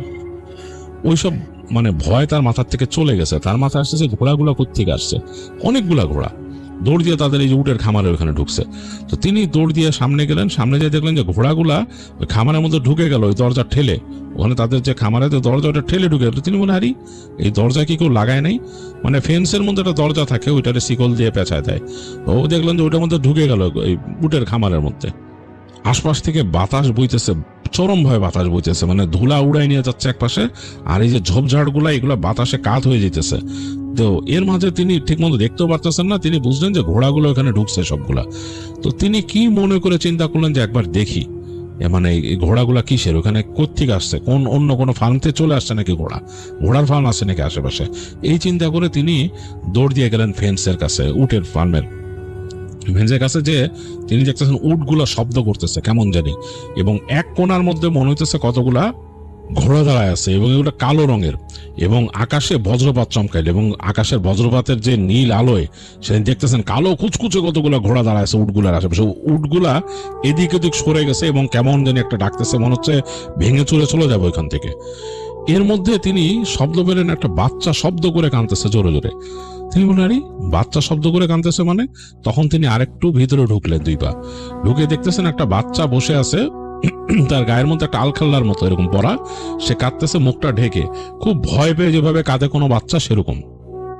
তিনি অবাক হয়ে গেলেন যে এই বাচ্চা এখানে আসছে কেমনে, এই ঝড়ের মধ্যে এই বাচ্চা। তার মাথার মধ্যে আসলে সেন্সে আসছে যে কোনো একটা বাচ্চা হয়তো পথ হারায় এখানে আসছে, মানে কিশোর আর কি, ওখানে কাঁদতেছে ভয়। তো তিনি তাড়াতাড়ি সামনে গেছেন, যে তিনি ওই ভাঙা ভাঙা আরবিতে বলতেছেন কি হয়েছে কি হয়েছে। তো বাচ্চাটা তার এই মানে কি হয়েছে শুনে মনে হলো যে সে আরো মানে হয়ে গেছে, মানে আরো আবেগ আপ্লুত হয়েছে, সে আরো কাঁদতেছে, জোরে জোরে কাঁদতেছে। তো তিনি একদম কাছে চলে আসলেন, কাছে এসে বাচ্চাটার পিঠে হাত দিয়েছেন। তিনি পিঠে হাত দিয়ে বলতেছেন যে অসুবিধা নাই, আসো তোমাকে নিয়ে যাই, তুমি কোথায়, তুমি কি হারায় গেছো, এরকম বলতেছে, মানে যতটুকু তিনি পারেন ভাঙা ভাঙা আরবিতে। এই সময় দেখলেন যে বাচ্চাটা হঠাৎ করে মুখ তুললো। বাচ্চাটার মুখটা দেখে তিনি প্রচন্ড রকমের ভয় পেয়ে গেলেন। দেখলেন যে মানুষের মতোই চেহারা, কিন্তু চোখ দুটা জ্বলতেছে, চোখ দুটা জল করে জ্বলতেছে। তারপর ফিক করে হেসে দিল তাকে দেখে, ফিক করে হেসে সে আলখাল্লা ছেড়ে উঠে দাঁড়াইলো। তিনি দেখলেন তো বাচ্চা না, এটা লম্বা একটা মানুষ এরকম, এবং মানে মানে হাইট হবে 8 ফিটের উপরে, এরকম বড় একটা আলখাল্লা শরীর থেকে এরকম ঝুলতেছে, এবং তাকে দেখে এরকম হাসতেছে। তিনি তাকায় দেখলেন যে হাতের যে আঙুলগুলা এগুলো লম্বা লম্বা চোকা চোকা, এবং মুখ ভর্তি এরকম দাঁত, হা করছে যে মুখ ভর্তি দাঁত। তার দিকে তাকায় 2 হাত বাড়ায় প্রচন্ড একটা তীক্ষ্ণ চিৎকার করে উঠলো। আবু নাসের সাহেব ভয় একদম মানে একদম পিছায় গেছেন 2 পা। এর মধ্যে তিনি শুনলেন যে প্রচন্ড হাসির শব্দ, মানে কতগুলো কিশোর কিশোরী হাসতেছে। তিনি ফট করে তাকায় দেখতেছেন যে ঘোড়া দাঁড়ায়, দেখছিলেন যে ঘোড়া দাঁড়ায় আছে কতগুলো, সেই জায়গায় ওইরকমই আলখাল্লা পরা কতগুলো কিশোর কিশোরী দাঁড়ায় হাসতেছে তাকে দেখে। এবং তাদের চেহারাগুলো তিনি বুঝতে পারতেছেন না, চোখগুলা বুঝতে পারতেছেন জল জল করতেছে। উটগুলা প্রচন্ড শব্দ করা শুরু করলো, প্রচন্ড ডাকা শুরু করলো। তিনি প্রচন্ড ভয়ে পড়িমড়ি করে উল্টা দিকে দৌড় দিলেন, মানে দৌড় দিয়েছেন তো তিনি পড়ে যেতে যেতে দৌড়াচ্ছেন। দৌড়াইতে দৌড়াইতে তিনি যে এসে দেখলেন যে তিনি যে খামারে ঢুকছেন এই দরজা কিন্তু খোলা ছিল না, লাগানো, শিকল মারা। তিনি কিভাবে ঢুকছেন সেটা তিনি জানেন না, এবং এরাও কিভাবে ঢুকছে তিনি জানেন না। তিনি লাফায় পড়লেন এই খামারের দরজার উপরে, মানে ফেন্সের মতো গেট, তো তিনি ওইটার উপর দিয়ে মানে টপকায় বের হয়ে গেলেন। বের হয়ে যেয়ে তিনি দৌড়ান শুরু করলেন। এদিকে কিন্তু বজ্রপাত চমকাইতেছে আকাশে, বারবার আলোকিত হয়ে যাচ্ছে, চারপাশে ধুলা উঠতেছে। দৌড়াইতে দৌড়াইতে যে তিনি যে পড়লেন তার যে ট্রেলার হোম সেই দরজার উপরে, কোনো মতো খুলে ভিতরে ঢুকলেন। দেখলেন যে তখন আব্দুল মোতালেব এসে উঠে দাঁড়াইছে, দাঁড়ায় বলতেছেন যে আপনার শিক্ষা হবে না আবু নাসির, শিক্ষা হবে না আপনার। তখন বলতেছে যে তিনি বলছে আমাদের বাঁচান, আমাদের বাঁচান। বলে কি হয়েছে? বলে ওইখানে এরকম দেখছি। দেখবেনই তো আপনি, আপনার কতদিন মানা করছি যে আপনি উটের খামারে ওইখানে সাবধান, ওখানে যাবেন না। আর এখন যে ঝড় বৃষ্টি আসতেছে ওখানে খারাপ, মানে খারাপ, আপনার বলছি না, আপনি বাইরে যাওয়া আবার শুরু করছেন। যাই হোক বকা দিল আব্দুল মোতালেব সাহেব, বকা দিলেন, দিয়ে বললেন যে আপনার জন্য তো আমরা বিপদে পড়বো এখানে, যে কি ডেকে আনতেছেন আপনি এখানে। তো বললো যে আপনারা যান তাড়াতাড়ি, আপনি নিজে যে অজু করেন, অজু করে নিজে শুয়ে পড়েন বিছনার মধ্যে। বলে আব্দুল মোতালেব সাহেব তাড়াতাড়ি দোয়া পড়তে পড়তে নিজের বিছনায় চলে গেলেন। আর আবু নাসের তাড়াতাড়ি যে ঢুকলেন বাথরুমে। তো বাথরুমে ঢুকে তিনি ওখানে তাদের ওখানে পানি তোলা থাকতো একটা ড্রামে আর কি। তো সেই ড্রাম থেকে পানি নিয়ে তিনি মুখ ধুইছেন। মুখ ধুয়ে তিনি জাস্ট বাথরুমে যাবেন আর কি, তাদের কমোডের দিকে যাবেন আর কি। এই সময় দেখে যে কমোডের পিছনে যে ভেন্টিলেটরটা আছে, ভেন্টিলেটরতে একটা লম্বা হাত ঢুকছে। হাতটা এত লম্বা যে ওই ভেন্টিলেটর থেকে একদম তার ওই কমোডের ওইখান পর্যন্ত চলে আসছে। তো তিনি ভয়ে প্রচন্ড একটা চিৎকার দিয়ে উনি জ্ঞান হারায় ফেলেন ওইখানে। তো তার যখন জ্ঞান ফিরে তখন তিনি দেখেন যে তিনি বিছনায় শুয়ে আছেন। আব্দুল মোতালেব সাহেব তার মুখের দিকে তাকায় আছেন, ঝুঁকে আছেন, পানি ছিটাইছেন তার মুখে এবং দোয়া পড়তেছেন। তখনও বলে ঠিক আছেন নাকি? তো তখন তিনি বলেন যে হ্যাঁ ঠিক আছি। তো বলে কি হয়েছে, বেউছিলেন কেন, কি দেখছেন? বলে যে এরকম এরকম। বুঝছি, ভেজাল ভালোই নিয়ে আসছেন। তো যাই হোক, ওই দিন ওনার সাথে ওই গভীর রাত, তখন রাতের বেলা ঝড় বৃষ্টি হয় এবং ওনার পাশে আব্দুল মোতালেব সাহেব জেগেছিলেন, সারা দোয়া দুরুদ পড়ছেন তিনি, একটা ওয়াজিফার বই ছিল। ওইটা পড়ছেন। মানে আর উনি বুঝতে পারেন আবু নাসির সাহেব আসলে ভয়ে এমন হয়ে গেছিলেন যে অন্য একটা জগতে চলে গেছিলেন। তিনি বুঝতেই পারেন না আর কি ঘটতেছে। তিনি জাস্ট আবছা আবছা ভাবে তার শুধু মনে আছে যে আব্দুল মুতালেব সাহেব ওখানে বসে একটা ওজিফা পড়তেছিলেন।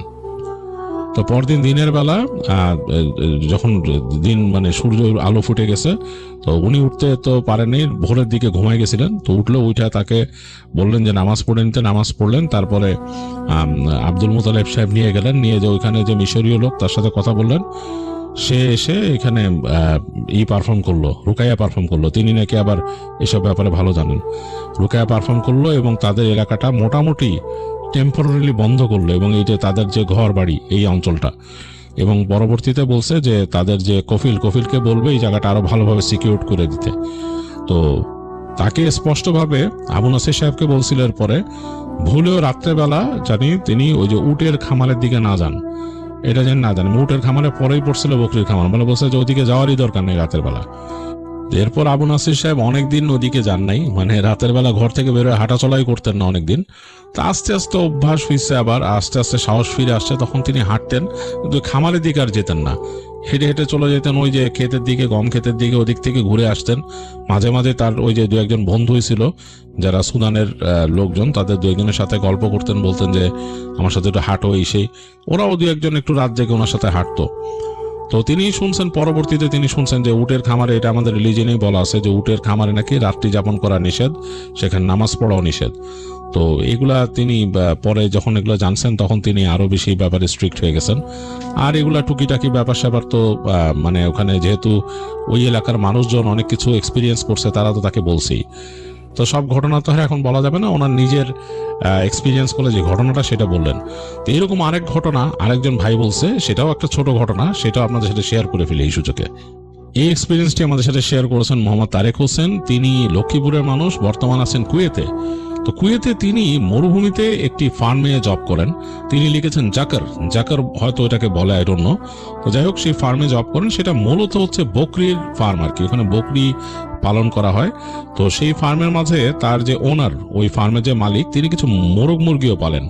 তো সেটা শখে পালেন, 30-40টা মোরগ মুরগি হবে সেখানে থাকে। তো সেটাও দেখতে বলছে তাকে। তো তারেক হোসেন সাহেব কিন্তু একাই থাকেন রাতের বেলা সেখানে, আর কেউ থাকেন না। তো রিসেন্টলি যেটা হয়, মানে বেশ কিছুদিন ধরে হঠাৎ করে রাতের বেলা তিনি উদ্ভট একটা শব্দ পান। মনে হয় কেমন জানি একটা মানে গড়গড় একটা শব্দ আসতে থাকে চারপাশ থেকে। তিনি প্রথম ভেবেছিলেন যে মরুভূমির কুকুর কিনা, কারণ এরকম ফার্মগুলোর আশপাশে অনেক সময় মরুভূমির কুকুর আসা যাওয়া করে। তো তিনি এটা চিন্তা করে তিনি মানে একটু শব্দ করছিলেন, তাকায় দেখতেছিলেন যে ঘটনাটা কি, মানে কিছু নাকি। এবং তাদের ফার্মের নিজস্ব একটা কুকুর আছে যেটা বাধা থাকে, তো সেটা নাকি খুব জোরে জোরে ডাকা শুরু করে, তখন খুব জোরে জোরে ডাকতেছে, শব্দ করতেছে। তো তিনি ভয়ে ভয়ে দরজা খুলে উকি দেন, দিয়ে দেখেন যে কিছু দেখা যাচ্ছে না। তো মোরগের খাঁচার আশপাশ দিয়ে তার কাছে মনে হচ্ছিল কেমন যেন একটা ছায়ার মতো বড় এরকম সরে যাচ্ছে। তো যাই হোক, তিনি আর রাতের বেলা ভয় বেরোন নাই। তো এরকম তিনি পরে যখন বেরোয় গিয়ে সকালবেলা দেখেন যে মোরগের খাঁচা ইনট্যাক্ট আছে, ওইটার মধ্যে দরজার মধ্যে এরকম ছোট্টভাবে তালা দিয়ে আটকায় দেওয়া হয় রাতের বেলা। তো সেটা ঠিক আছে, তার যে নেটের দরজা সেটাও ঠিক আছে। কিন্তু তিনি খুলে দেখতে পান যে মোরগের মানে কয়েকটা মোরগের মাথা নাই, পড়ে আছে শরীরটা। তো তিনি খুব অবাক হয়ে যান যে মানে কি ব্যাপার, এটা কেমনে হলো, এবং কোনো রক্তেরও ট্রেস নাই। তিনি চিন্তা করলেন যে এখানে যদি কোনো প্রাণী এরকম ঢুকতো, মানে এরকম মরুভূমির কুকুর, তাহলে তো এখানে মানে এটা খেয়ে ফেলতো বা কিছু করতো বা নিয়ে যেত, এরকম কিছু। তো এরকম কিছু তিনি দেখতে পান না। তো যাই হোক, এটাতে তিনি বেশ ভয় পেয়ে যান এবং তিনি পরবর্তী দিনও এরকম একই রকম একটা সিচুয়েশন পান এবং একই রকম শব্দ পান। তো বেশ ভীত হয়ে যান, তারেক হোসেন সাহেব ভীত হয়ে যান এবং তিনি তার ওনারকে বলেন যে এরকম এরকম ব্যাপার, এখানে এরকম হইতেছে। তো তার ওনারও নাকি তাকে কিছু বলে না, মনে হয় যে সে কিছু বুঝতে পারছে বা কিছু বলেন না। তো এরকম ভাবে সময় পার হয়ে যায় এবং এর মাঝে তাদের অনেকগুলো মুরগি কিন্তু এরকম মানে এই একই জিনিসের শিকার হয়, এবং মুরগির খাঁচার মধ্যে তালা দেওয়ার পরও। তো এটা নিয়ে তারেক হোসেন সাহেব বেশ ভয় ছিলেন এবং তিনি চিন্তা করতেছিলেন তার ওনারকে বলবেন যে আমার ভয় লাগে, এবং উদ্ভট কিছু শব্দ পান তাদের এখানে। তো এরপর একদিন ওই ওনারের যে বাবা, তিনি বেড়াইতে আসেন তাদের এখানে, বা তার বাবাকে নিয়ে আসেন ওনার, মানে ওনার নিজে কথা বলছিলেন বাবার সাথে, তার বাবা দেখতে আসেন ব্যাপারটা কি। অভিজ্ঞ মানুষ, বেশ বয়স হচ্ছে, এবং এই কারণেই হয়তো উনি নিয়ে আসছেন তার বাবাকে। তো তার বাবা এসে ওখানে বসে কফি খেতে খেতে তাকায়, ওখানে গাওয়া খাচ্ছিলেন, গাওয়া খেতে খেতে তাকায় দেখে যে তাদের ফার্ম থেকে একটু দূরেই একটা উটের খামার। তো উটের খামার দেখেই নাকি তাকে বলেন যে উটের খামার এখানে হয়েছে কতদিন? তখন বলে যে 2 মাস। বলে তোমার ইনসিডেন্ট কবে থেকে শুরু হয়েছে? তো তিনি বলেন এরকম 1.5 মাসের মতো। বলে উটের খামারের জন্য হইতেছে, ওখানে খারাপ জিন আসে। তখন ওই যে উট সম্বন্ধে যেই জিনিসগুলা বলছে যে উটের খামারে রাতের বেলা থাকা নিষেধ, বা ওইটার আশপাশে মানে শয়তান বা খারাপ জিন ঘোরাফেরা করে, এগুলা তাদেরকে বললো।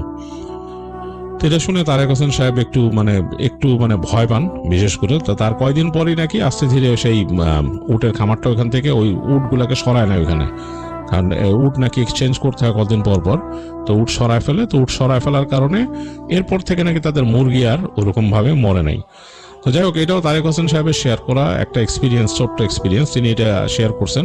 এই ছিল আজকের প্রথম ঘটনা।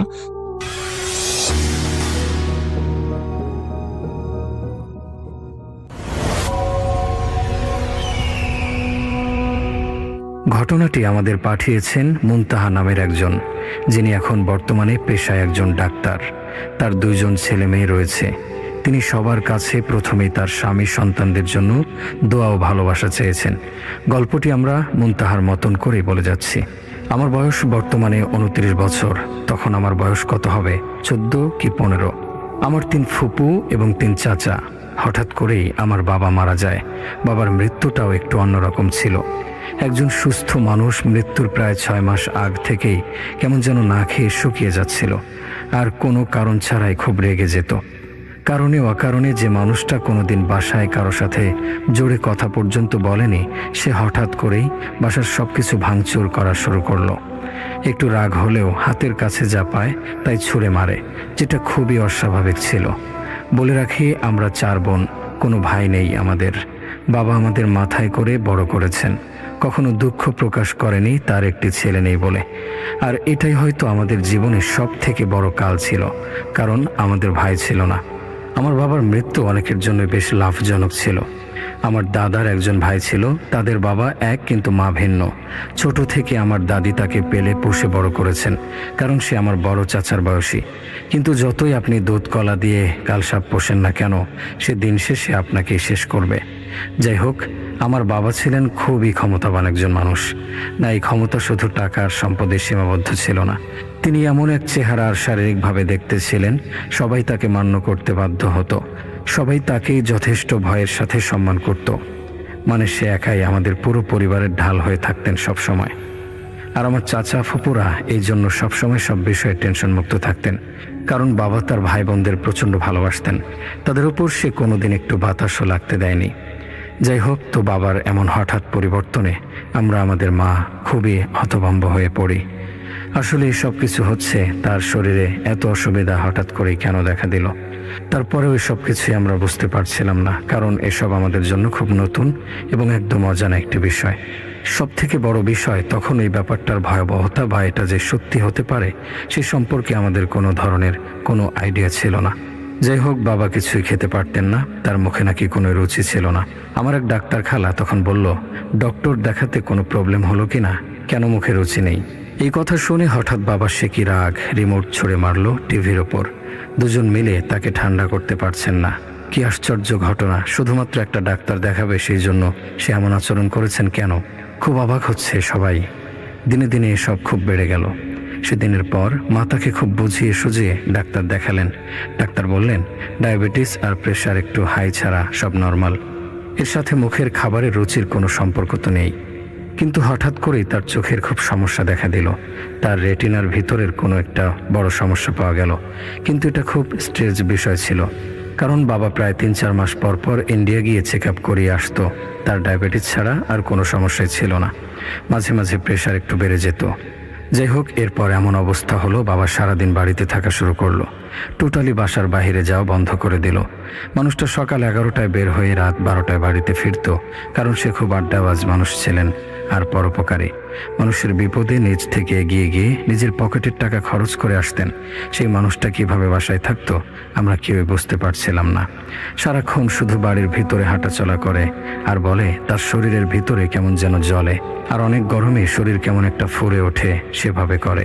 মোট কথা তার শরীরের মধ্যে একটা অশান্তি আর কেমন একটা অস্বস্তি, আর সারাক্ষণ বিড়বিড় করে আর পারলে সবাইকে গালি দেয়। আমাদের হঠাৎ একটা ভয় লাগা শুরু হলো, বাবা কি পাগল হয়ে যাচ্ছে? এটা কিভাবে সম্ভব? মা সারাদিন কান্না করে। আমাদের ফ্যামিলি ব্যাকগ্রাউন্ড খুব হাই, নানা বাড়ি দাদা বাড়ি দুইটাই। কোনোদিন গালি ঝগড়া এসব দেখে আমরা অভ্যস্ত নেই। ইভেন আশেপাশে কেউ যদি কখনো ঝগড়া বাজাতো, বাবার কঠিন নির্দেশ তার মেয়েদের মনে যেন একটা গালি বা ঝগড়া না আসে। যাই হোক, বাবার এমন আচরণই সবার ভিতরে একটা সন্দেহ জাগানো শুরু করলো। মা তার এক পরিচিত মানুষকে যখন আব্বুর এই কথা শেয়ার করলেন, তখন তিনি বললেন তার এক পরিচিত হুজুর আছে। অনেক কিছুই তো দেখালো, একজন হুজুর দেখাক এবার। আমাদের ফ্যামিলির সবাই ইসলামিক মাইন্ডের। আমরা তাবিজ কবজ যে হারাম সেই ব্যাপারটা খুব ভালোভাবে জানি, তাই আগেই বলে রেখেছি তাবিজ দিতে পারবো না। যদি পানি পড়া বা দোয়া কালাম হয় তাহলে সেটা পারবো। পরের দিন এক হুজুর আসলো আমাদের বাসায়, আব্বু কিছুতেই সেটা চাইছিল না। পরে আম্মুর কথায় আসলো। হুজুর অনেকক্ষণ বাবাকে দেখলো, প্রথমে কোনো প্রশ্ন করেনি, পরে বাবাকে কতগুলো প্রশ্ন করলো। বাবা উত্তর দিল, বলল আপনি ভিতরে যান। এরপর যেটা বলল সেটা হয়তো আমার জীবনে শোনা সব থেকে ভয়ঙ্কর এবং অলৌকিক কথা ছিল। বাবাকে অনেক বড় কুফরি করা হয়েছে, যেটাকে বলে বান মারা। তাকে নাকি পাগল করে রাস্তায় নামাবে। এই কথা শোনার পর মা সারাক্ষণ শুধু কান্না করে। বাবাকে এটা বলার সাহস কারো হয়নি, কারণ দেখা যাবে বাবা ওই হুজুরকে ধরে বেঁধে রাখবে। এরপর হুজুর কি পানি পড়াও কবজ দিল, যেটা ভিজিয়ে পানি খেতে হবে। কিছু আমল শেখালো আর বলল যেন এক ওয়াক্তের নামাজও বাদ না যায়। কিন্তু বাবা সারাক্ষণ অস্থির, সে নামাজ পড়েন, কারো কোনো কথাও শোনেননি। তাকে কেউ কিছু বলতেও ভয় পায়। শুধু হুজুর একটা কথাই বলেছে, আপনারা এত দেরি কেন করলেন? এটা তো অনেক দিন ধরে হয়েছে। বাবার শরীর আরো খারাপ হয়ে যাওয়া শুরু করলো, অনেক শুকিয়ে গিয়েছে। সারাক্ষণ হড়বড় করে কথা বলে, আমাদেরও বেশি একটা আদর করে না। সারাক্ষণ শুধু বলে সে আর বেশি দিন নাই। একদিন আমার এক নিকট আত্মীয় এসে বলল, আমি আজ এক হুজুরের কাছে গিয়ে তার এই কথাগুলো বলেছি। সে বলেছে সমস্যা নেই, সে আজকের পর একদম ঠান্ডা হয়ে যাবে। পরের দিন সকালে 10টা বাজে, তখন হঠাৎ দেখলাম বাবা কেমন যেন করছে ঘুমের মধ্যে। মাকে ডাকলাম, মা দেখো তো। মা রান্নাঘরে ছিল। মা এসে বাবাকে ডাকে, কিন্তু বাবা কেমন যেন একটা ছটফট করছে, কিছুই বলতে পারছে না। সবাই বুঝতে পারলো বাবার বুঝি কোনো একটা অসুবিধা হচ্ছে, আমাদের এক্ষুনি হাসপাতালে যেতে হবে। একটু পরে বাবা থেমে গেল, অ্যাম্বুলেন্স চলে আসলো, বাবাকে নিয়ে গেল হাসপাতাল। আমাদের বাসা থেকে হাসপাতালের দূরত্ব 10 মিনিটও হবে না। 5 মিনিট পরেই আমার এক আত্মীয় আরেকজনকে ফোন দিয়েছে। আমি রেডি হচ্ছিলাম হাসপাতালে যাব, তাই আমি শুনতে গেলাম কি বলবে, কিছু রেখে গেল কিনা। আমাদের কমপক্ষে কয়েকটা দিন তো হাসপাতালে থাকতে হবে। হঠাৎ শুনলাম আব্বু নেই। মানে কিভাবে সম্ভব? কি নেই? কে নেই? এক পলকে মানুষ কিভাবে চলে যায়? আমার কাছে মৃত্যু একটা নতুন জিনিস ছিল। বাবা এখানেই ছিল, এখানে বসেই সে মারা গিয়েছে, কিন্তু আমরা এসব আগে দেখিনি। মৃত্যুর সাথেও আমাদের পরিচয় হয়নি আগে। আমি এর আগে মৃত্যুর সাথে পরিচিত ছিলাম না। আমি জানি না কিভাবে কি হয়েছে, কিন্তু বিষয়টা কতটা অস্বাভাবিক সেটা হয়তো আমি ভাষা দিয়ে বোঝাতে পারছি না। এরপর তার দাফন কাফন সম্পন্ন হলো। কয়েকদিন পর তার বিছানা ঘোচাচ্ছিলাম, তার মাথার বালিশ, কোল বালিশ সবগুলোই কেমন যেন শক্ত শক্ত বাজছিল। ভাবলাম কি এমন, খুলে দেখলাম 2টা তাবিজ। মাথা কাজ করছিল না। তার রুমের দিকে বাইরে একটা দরজা ছিল, যেটা শুধু সে নিজে ইউজ করত। সে সোজাসুজি একটা কলা গাছ, সে গাছে একটা তাবিজ পাওয়া গেল। তার রুমের জানালা দিয়ে একটি আম গাছ ছিল, আর সেটাতেও একটা তাবিজ পাওয়া গেল। আমরা কিচ্ছু বুঝতে পারছি না। আমাদের বাইরের দরজার গেটের সামনে মাটির নিচে একটা তাবিজ পাওয়া গেল। এসব কি হচ্ছিল জানা ছিল না, কিন্তু হুজুরের কাছ থেকে জানলাম এসব নাকি রক্তের কেউ করেছে, যার জন্য এটা খুব কাজে দিয়েছে। আমরা আজও জানি না এই রক্তের কেউটা কে, ইভেন জানতে চাইও না, কারণ এমন পিশাচ লোক আমাদের ফ্যামিলিতে অ্যাসিস্ট করে এটা কিছুতে আমার মন মানতে চায় না। কিন্তু সে আমাদের ফ্যামিলি, মানে আমাদের 5 জনের ফ্যামিলিটাকে পুরোপুরি ধ্বংস করে দিয়েছে। আমরা খুব সুখী ছিলাম, কোনো কিছুর অভাব ছিল না, ধন সম্পদ, টাকা পয়সা, সুখ কিছুই না। কিন্তু এক পলকেই সব শেষ হয়ে গেল আমাদের। আচ্ছা, এই যে সব মানুষ এসব কাজ করে, তারা পরবর্তীতে কিভাবে বেঁচে থাকে? তাদের ভেতরে কি কিছু নাড়া দেয় না? ভেতরটা খচখচ করে না? এদের কি এটা মাথায় আসে না যে এদের মরতে হবে? আল্লাহ পাকের কাছে কি জবাব দেবে? কিসের লোভ, কিসের আশা এসব করছে সে? জানি না, জানা নেই আমার। কেন যেন জানতে ইচ্ছেও করে না। বাবা মারা যাওয়ার পর আমাদের বাসায় অদ্ভুত অদ্ভুত ঘটনা ঘটতে শুরু করে। রাতে দিনে হঠাৎ করে কলিং বেল চাপ দিয়ে চলে যেত, কে বা কারা জানতাম না। একবার মেইন দরজার সামনে একটা কাগজ পেলাম, দেখলাম হিন্দুদের কিছু বিষয় লেখা আর কেমন একটা ছবি আঁকা। আমি সেটা কাউকে না দেখিয়ে পুড়িয়ে ফেলেছিলাম, কারণ এসব এখন দেখলে সবার চিন্তা বাড়বে, কমবে না। আপনাদের কাছে হয়তো এই গল্পটা খুব একটা ভয়ঙ্কর লাগছে না, কিন্তু আমি তো নিজেই এটা দেখেছি, কতটা ভয়ঙ্কর আমি জানি। ভূত প্রেত সব কাল্পনিক ভাই, যদি বাস্তবিক কোনো ভৌতিক জিনিস থেকে থাকে সেটা হচ্ছে এসব। যাই হোক, সবাই ভুল ত্রুটি মাফ করে দেবেন, অনেক কিছুই বাদ পড়ে গিয়েছে, কারণ লিখতে গিয়ে কেমন যেন গলা আটকে যায়, লিখতে পারে না। সবাই ভালো থাকবেন। এই ঘটনাটি আমাদের সাথে একজন ভাই শেয়ার করেছেন। 12-13 বছরের দুটো মেয়ে একসাথে সিলিং ফ্যানের সাথে ঝুলেছিল। দুজনের গলায় অপরাধীদের ফাঁসি দেওয়ার মতো করে পেঁচিয়ে আছে একটা মাত্র মোটা দড়ি। দৃশ্যটা ততক্ষণ ভয়ঙ্কর ছিল যতক্ষণ মেয়ে দুটো ছিল নিশ্চল, কিন্তু আতঙ্কজনক হয়ে উঠল যখন ওরা নড়তে আরম্ভ করেছিল। প্রথমে কালো জুতো পরা 2 জোড়া পা হঠাৎ হঠাৎ অনিয়ন্ত্রিতভাবে নিচে উঠছিল। তারপর খুব ধীরে ধীরে মেয়ে দুটোর লাশ ঘুরতে আরম্ভ করলো চক্রাকারে ঘড়ির কাঁটার দিকে। সজীব মাত্রাতিরিক্ত আতঙ্কে জমে গেছিল। খেয়াল করলো মেয়েদের ঘূর্ণন গতি বাড়তে বাড়তে চক্রটাও বড় হয়ে উঠেছে। মনে হচ্ছিল যেন ফ্যানে বাঁধা দোলনা। চক্রটা আর অল্প বড় হলেই ওদের হিম নিস্পন্দন শরীর ধাক্কা খাবে সজীবের দেহের সাথে। প্রচণ্ড আতঙ্ক নিয়ে আহাদের ঘুম ভাঙল স্বপ্নের এ পর্যায়ে। স্বপ্নই তো নাকি? সত্য বলতে বাস্তবের চেয়েও বেশি বাস্তব ছিল স্বপ্নটা। ওদের ড্রয়িং রুমের ফ্যান, টিভি, জানালা সব ছিল বাস্তবের মতোই। মেয়েগুলোর কালো জামায় চিকচিকে পুঁতি বসানো ছিল অনেকগুলো। স্বপ্নে এত ডিটেইলিং থাকে। সব থেকে বড় কথা হলো, একই স্বপ্ন সে 5-6 দিন আগেও একবার দেখেছে। তবে সেবার মেয়েগুলো ফ্যানের বদলে গ্রাফিটিকে বড় আঙ্গুল দেখিয়ে সিলিংয়ে লেপটেছিল টিকটিকির মতন, যেন সিলিংটা একটা বিছানা। সেবার ওদের গায়ে ছিল অনেকগুলো পুঁতি বসানো একই কালো জামা। পায়ের জুতো জোড়াও ঠিক এবারের মতোই। অনেকক্ষণ দুজনই ছাদ এবং সাথে লেপটের চোখ বন্ধ করে থাকার পর চোখ খুলল। ওরা সরাসরি তাকিয়েছিল সজীবের দিকে। একসময় ছাদ আছড়ে খামচে খুব ধীরে ধীরে তার দিকে এগিয়ে আসতে শুরু করলো। মেয়ে দুটোর চেহারা হুবহু একই রকম ছিল, যমজ সন্তান হলে যেমন হয়। ঠিক আহাদের মাথার উপর পৌঁছে তারা স্থির হলো। আহাদ ঘুমের মধ্যেই টের পেয়েছিল বিষপানে আত্মহত্যার চিহ্ন বয়ে বেড়ানো মেয়ে দুটোর ঠোঁট বেয়ে গড়িয়ে পড়া সাদা ফেনা ওপর থেকে সজীবের গায়ে পড়ছে। বলা বাহুল্য, সেবারও তীব্র আতঙ্কে সজীবের ঘুম ভেঙে যায়। প্রথমবার ঘুম ভাঙার পর যেমন দুর্বল লেগেছিল আহাদের, এবার আরও বেশি দুর্বল লাগছে। ব্যাপারটা নিয়ে কি তার অন্য কারোর সাথে আলাপ করা উচিত, নাকি এসবের সাথে গত সপ্তাহে বিরামপুর জমিদার বাড়ি ঘুরে আসার কোনো সম্পর্ক আছে? বেলপুর জমিদার বাড়ি যাওয়ার আসলে কোনো প্ল্যান ছিল না আহাদের। সে ছোটোখাটো কন্টেন্ট ক্রিয়েটর, একজন ব্লগার। বাইক নিয়ে ঢাকার কাছাকাছি এক পুরনো জমিদার বাড়ির সন্ধানে বেরিয়েছিল। শুনেছিল মুন্সিগঞ্জের সিরাজদিখানে এমনই এক প্রাচীন বাড়ির অস্তিত্ব আছে নাকি আজও, কিন্তু পৌঁছে রীতিমতো চমকালো। বাংলাদেশের অধিকাংশ প্রত্নতাত্ত্বিক জমিদার বাড়ির মতো কোনো ধ্বংসস্তূপ তো নয়, বরং রীতিমতো বাসযোগ্য। সব থেকে বড় কথা, জমিদারদের এক বংশধর আজও সেই বাড়িতে বসবাস করছেন সস্ত্রীক। ভদ্রলোকের নাম চন্দ্র, নামের শেষ চৌধুরী এবং শুরুতে এখনও রাজা পদবী বসান। আহাদের বাড়ি খুঁজে বের করতে প্রায় দুপুর হয়ে গেছিল। ঢাকা থেকে বাইক নিয়ে তাদের রাজবাড়ি দেখতে এসেছে শুনে চন্দ্রবাবু খুব খুশি হলেন। আহাদকে প্রস্তাব করেছিলেন তার ওখানেই দুপুরের খাবারটা খেয়ে নেওয়ার জন্য। আমাদের বাড়িটা একটু রিমোট জায়গাতে, আশেপাশের খাবার দোকান বলতে সেরকম কিছু পাবেন না। খুব কাছাকাছি বলতেও বাজার যেটা আছে ওখানে পৌঁছাতে আপনার মিনিমাম আধ ঘন্টা সময় লাগবে। তার চেয়ে আমার এখানে 4টা ডাল ভাত খেয়ে নেন। খাওয়া শেষে আমি নিজেই আপনাকে ঘুরিয়ে দেখাবো বাড়িটা। চন্দ্রবাবু ডাল ভাতের কথা বললেও আহাদ খাবারের আয়োজন দেখে চমকালো। দস্তরখান বিছিয়ে খাবার আয়োজন, সবজি, মাছ, মাংস মিলে 17টা আইটেম গোনার পর সজীবার গুনতে সাহস করেনি। তাছাড়া বৈঠকখানাতেও রুচির ছাপ স্পষ্ট। সত্যিকার জমিদার বাড়ি কেমন হয় সে ব্যাপারে সজীবের কোনো আইডিয়া নেই, কিন্তু তারপরও সে অনুমান করলো ওসব বাড়িতে নিশ্চয়ই এমন অভিজাত্যেরই ছাপ থেকে থাকবে। তবে এত কিছু ছাপিয়েও একটা ভ্যাপসা প্রাচীন প্রাচীন গন্ধ ঠিকই ছিল, যেটা বারবার সত্যটা মনে করিয়ে দিচ্ছিল যেন সবাইকে এবারের গায়ে এখন শ্যাওলা জমেছে। এর আগের জৌলুস আর কিছু অবশিষ্ট নেই।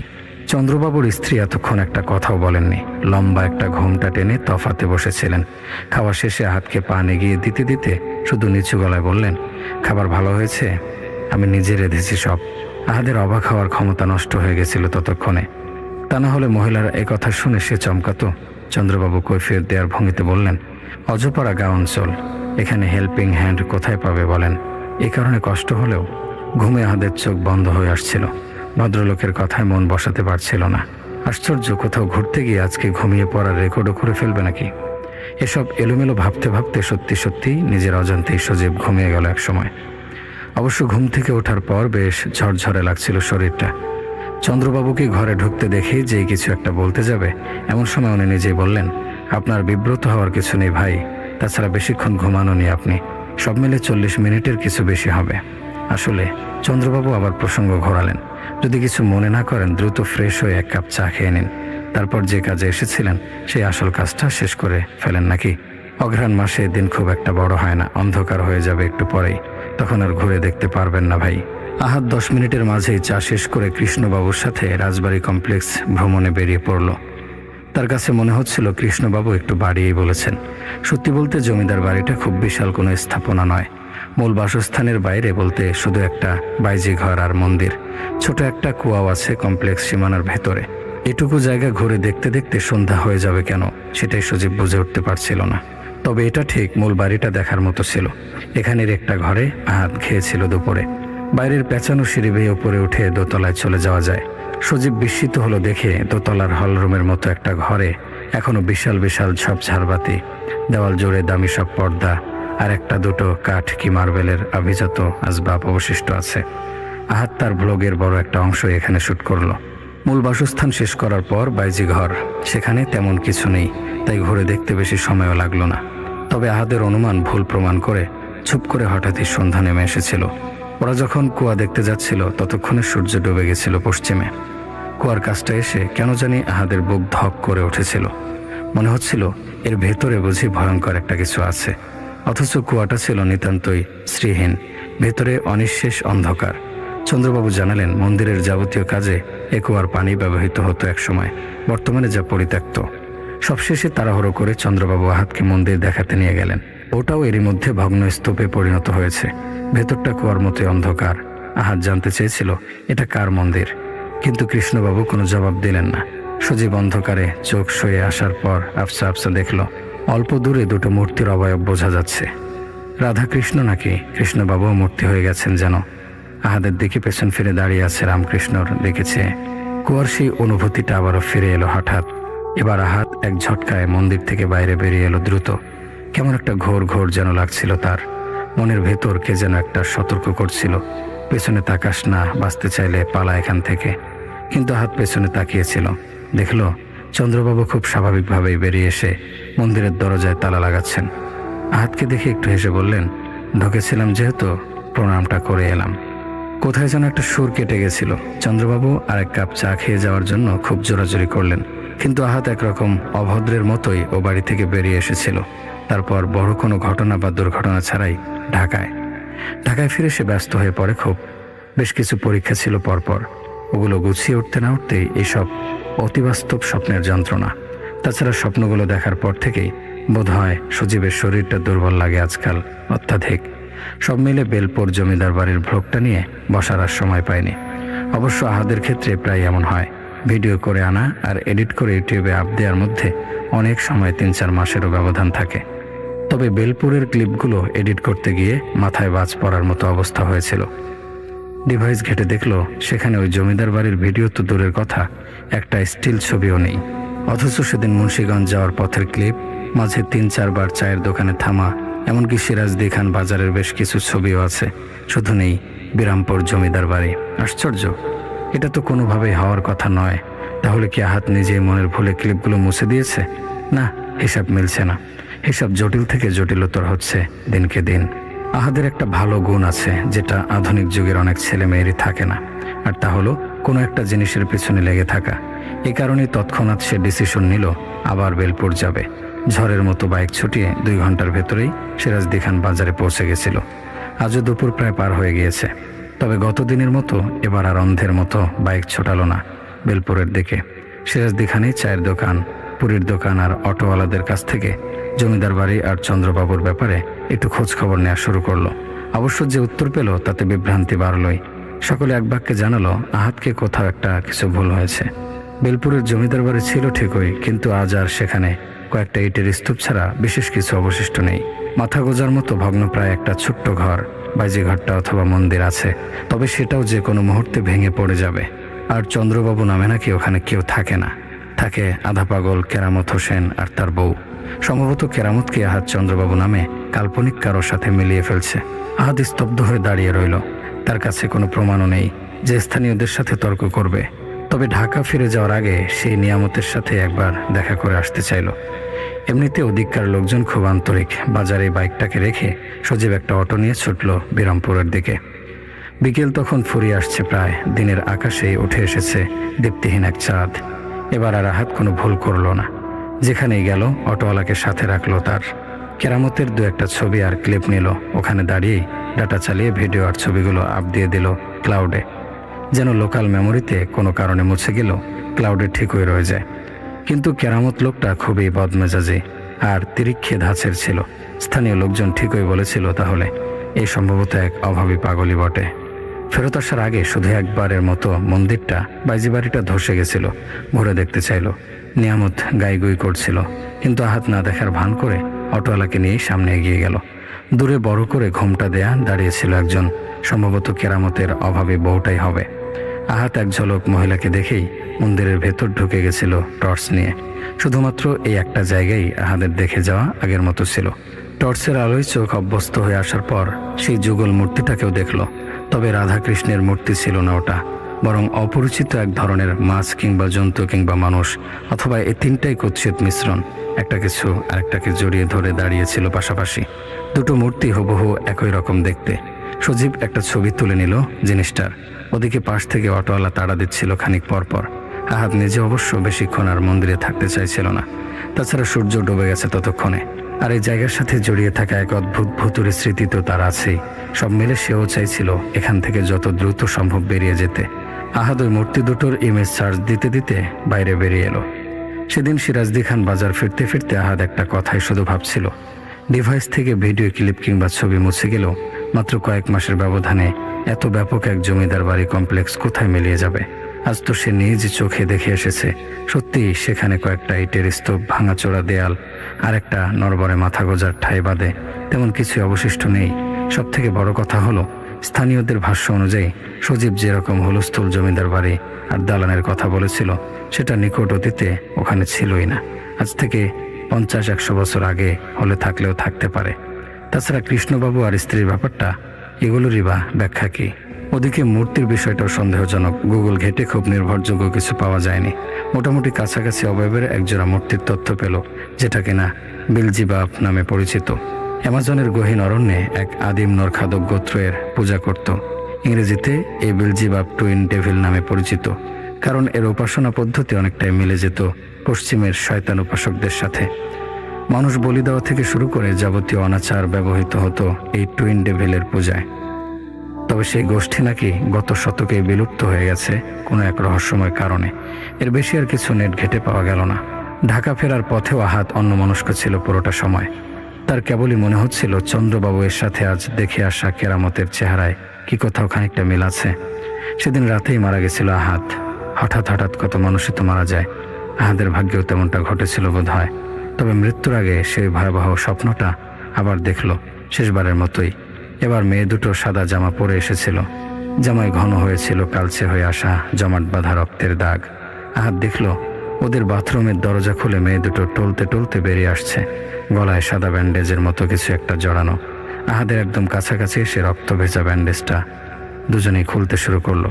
পুরোপুরি খুলে ফেলার পর আহাদ আতঙ্কের সাথে লক্ষ্য করে দুটো মেয়েরই গলায় গভীর এক ধরনের ক্ষত দেখা যাচ্ছে, যেন কেউ বড় একটা ছুরি দিয়ে দুজনের গলা আলাদা করে দিয়েছিল এক সময়। ওরা আহাদের দিকে তাকিয়ে হাসলো, কিন্তু সে হাসিতে প্রাণ ছিল না ওদের। আহাদ মৃত্যুর ঠিক এক মুহূর্তে দেখতে পেল গলার ক্ষতের ফাঁক দিয়ে ভেতরে কিছু একটা যেন নড়ছে। এসব দেখে সে একটা ভিডিও ফুটেজ করে রেখে দিয়েছিল, যার কারণে আমি আপনাদের আজ সব জানাতে পারলাম। শেষ কথা, গুগলে সার্চ দিয়ে আহাদ যেটা পায়নি সেটা হচ্ছে চন্দ্রবাবু আর তার স্ত্রী অমরত্ব লাভ করেছিল জোড়ামূর্তির কাছে নিজেদের বিক্রি করে দিয়ে। বিলপুর জমিদার বাড়ির প্রতিষ্ঠাতা নরনারায়ণ চৌধুরী আর তার স্ত্রী রায়লক্ষ্মী এখানে বেলপুরে মন্দির প্রতিষ্ঠা করেন। নিজেদের স্বার্থে তারা সমাজের সাথে দূরত্ব বজায় রেখে চলতেন। প্রতি 2 যুগে একবার করে গর্ভবতী হতেন রায়লক্ষ্মী। যমজ সন্তান হতো তার। সেই সন্তান বয়প্রাপ্ত হওয়া মাত্র বেলজেবাবের উদ্দেশ্যে বলি দেয়া হতো তাদের।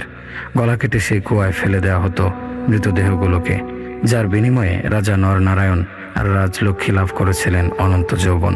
নরনারায়ণ বাবুই কয়েক প্রজন্ম পর নিজের নাম পাল্টে রাখেন কৃষ্ণপদ। কৃষ্ণপদ আবার 2 পুরুষ পরে ভোল পাল্টে হয়ে ওঠেন নিয়ামত। একইভাবে রায়লক্ষ্মীও কখনো নরনারায়ণ, কখনো কৃষ্ণপদ, আবার কখনো বা নিয়ামতের স্ত্রী। তবে ওদের এই অমরত্বের জন্য অন্য কারো না কারো আত্মা প্রয়োজন হতো।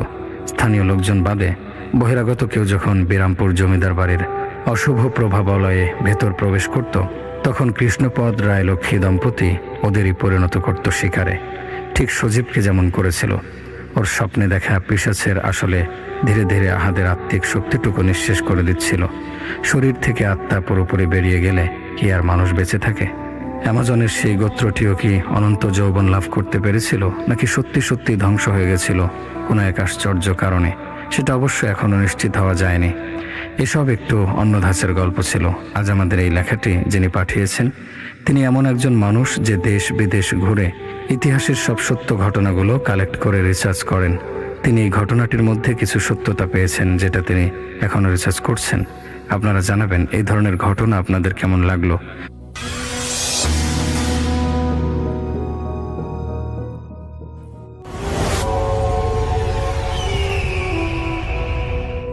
আসসালামু আলাইকুম লিসনার্স, সামির আনসারি বলছিলাম। আশা করি সবাই ভালো আছেন। তো আজকে যে ঘটনাগুলো আমি শেয়ার করবো সেগুলো আশা করছি আপনাদের বেশ ভালো লাগবে। তো প্রথম যে ঘটনাটা আমি বলতে যাচ্ছি সেটা ঘটেছিল 2007 কি 2008 সালের দিকে। এটা আমাকে শোনায় আমার এক ফ্রেন্ড। ওরই এক ফ্রেন্ডের সাথে এটা ঘটে, মানে ওর পরিচিত এক ফ্রেন্ড আছে ওদের এলাকার, সেই ফ্রেন্ডের সাথে এই ঘটনাটা ঘটে। সেই ছেলের নাম হচ্ছে সোহান। তো সোহান 2007 কি 2008 সালের দিকে তখন সে রাজশাহী মেডিকেলে চান্স পায়। ওর বাড়ি ছিল নাটোরে। তো নাটোর থেকে রাজশাহী খুব একটা দূরত্ব না। তো সোহান যখন রাজশাহী মেডিকেলে চান্স পায়, বাবা মা ওকে ভর্তি করাতে নিয়ে আসে মেডিকেল কলেজে, এবং প্রথম পর্যায়ে সে হলে কোনো সিট পাচ্ছিল না। তো ওর বাবা পরিচিত এক লোক ছিল ওর মেডিকেল কলেজের আশেপাশেই, সেখানে একটা বাসা, 2 রুমের বাসা ওকে ভাড়া করে দেয়। সোহান ওখানেই থাকা শুরু করে, এবং সোহান সিদ্ধান্ত নেয় যে যেহেতু 2 রুমের বাসা, সে একা যেহেতু থাকছে, সামনে যদি কখনো কোনো রুমমেট পায় সে রুমমেট নিয়ে দিবে। তো ক্লাস বেশ কিছুদিন ধরে চলছিল ওর সেই সময়। তো অ্যানাটমি ক্লাসে ওর কঙ্কালের প্রয়োজন হয়। তখন সে একটু চিন্তায় পড়ে যায় যে এখন সব স্টুডেন্টরা কঙ্কাল কিনছে, ওরা তো কিনতে হবে। তো সেই মুহূর্তে কি কঙ্কালের বেশ মানে বাজার চড়া ছিল তখন। একদিক দিয়ে নাকি নতুন স্টুডেন্ট, ওরা মানে কেনার জন্য খুব মানে দৌড়াদৌড়ি শুরু করে দিছে। আর মার্কেটও দেখছে যে কঙ্কালের দাম নাকি তখন বেশ চড়া ছিল। তো সোহানের এক সিনিয়র ভাই ছিল, সে তখন তার সেই ভাইকে বলছে যে ভাই আমার তো এরকম কঙ্কালের প্রয়োজন, যেহেতু অ্যানাটমি ক্লাসে আমার এরকম লাগবে, আমি কি করতে পারি? তখন সেই সিনিয়র ভাই বলে যে আচ্ছা ঠিক আছে, দেখো যেহেতু বাজার চড়া, তো আমার কাছে এরকম এক পরিচিত লোক আছে, তুমি আমার কথা তাকে কে বলবা, সে অ্যানাটমি ক্লাসের এক কর্মচারী, তার নাম হচ্ছে ওয়াহিদ মিয়া। তুমি ওনার কাছ থেকে আমার কথা বলবা, উনি মাঝে মাঝে কম দামে এরকম কঙ্কাল কিনে দিতে পারে। তো যাই হোক, এরকম সোহান উনি ওই ওয়াহিদ মিয়ার কাছে যান, গিয়ে বলতেছে যে আমার এরকম ভাই পাঠাইছে আপনার কাছে, তো আমার তো একটা কঙ্কালের দরকার, আপনি যদি ম্যানেজ করে দেন খুব ভালো হয়। তো ওয়াহিদ মিয়া বলে ঠিক আছে ভাই, কোনো সমস্যা নাই, তোমাকে ম্যানেজ করে দিব, তুমি ভাইয়া কোথায় থাকো আমাকে বলে দাও, আমি এরকম ম্যানেজ হলে তোমার বাসায় গিয়ে পৌঁছায় দিয়ে আসবো। এর কয়েকদিন পরে ওই ওয়াহিদ মিয়া একটা কঙ্কাল এরকম সোহানের বাসায় ম্যানেজ করে দিয়ে সন্ধ্যার পর এরকম ওর বাসায় দিয়ে আসে, এবং সোহান যে রুমে থাকে এটা পাশের রুমে ওইটা সেটিং করে দেয় আর কি। তো যাই হোক, ওই সোহান তো রাতে থাকা শুরু করে বাসায়। তো সেদিন রাতে যেদিন কঙ্কালটা ওর বাসায় সেট করা হয়, তো ওর একটু মানে হালকা ভয় লাগে যে এরকম আমি একা বাসায় একটা কঙ্কাল, কখনো এরকম কঙ্কাল তো দেখি নাই। তো মানে কিছুটা ভয়ও পায়, এবং রুমের দরজা নাকি লাগে রাতে ঘুমায় যায়। তো সে রাতে নাকি সে একটা স্বপ্ন দেখে, যে স্বপ্নটা ছিল এরকম যে সে দেখতেছে যে নদীর পাড়ে কোনো চরে মানে কোন একটা মেয়েকে অনেক লোক মানে মিলে মারতেছে, এবং মেয়েটা নাকি সোহানের কাছে সাহায্য চাচ্ছে, কিন্তু সোহান সাহায্য করতে পারতেছে না। তো এই স্বপ্ন যখন দেখে তখন দেখতে দেখতে নাকি প্রায় ফজরের আজান দিচ্ছিল। তো ফজরের আজানে নামাজ পড়ে যখন সে আবার ঘুমাতে যাবে সোহান, সে দেখে রুমের মধ্যে পচা গন্ধ, এবং কিছু একটা পচে গেলে যেরকম গন্ধ হয় এরকম গন্ধ। সে তো মানে চারপাশে রুমে খুঁজে, আশেপাশে রুমে দেখে, মানে যে রুমে কঙ্কালের রুমে যায়, দেখে যে না, মানে গন্ধ কোথা থেকে আসছে সে বুঝতে পারতেছে না। তো সোহান এটা ফিল করে যে রুম গন্ধটা বাসার থেকে আসতেছিল, বাইরে থেকে না, কারণ ওর জানলা নাকি বন্ধ হয়েছিল। পরে সোহান সেদিন ওই ভোরবেলা সে জানলাটা খুলে ঘুমায় যায়। পরে তার সকাল উঠে আর গন্ধ পায় না। তো পরের দিন যখন সে মেডিকেল কলেজে যায় তখন ওর সিনিয়র ভাইকে বলতেছে যে ভাইয়া, আমি তো এরকম রুমে, তো বাসায় এরকম যেতে দিচ্ছি এক রুমে, এখন একটা রুম তো খালি পড়ে আছে, রুমমেট পাইলে আমাকে একটু জানায়। তো সেই সিনিয়র ভাই বলতেছে যে হ্যাঁ, এরকম একটা ছেলে আমার পরিচিত আছে, ছেলেটার নাম হাবিব, ও রুম খুঁজতেছিল, তো এক কাজ করি আজকে বিকেলে তাহলে আমি হাবিবকে তোর বাসায় নিয়ে আসতেছি, তুই যা। তোরা বিকেলে এরকম আসে হাবিব, তারপরে সিনিয়র ভাইয়া, তারপর সোহান তো আছেই, ওরা বাসায়, সোহানের বাসায় আসে, দেখতে আসে, রুম দেখতে আসে।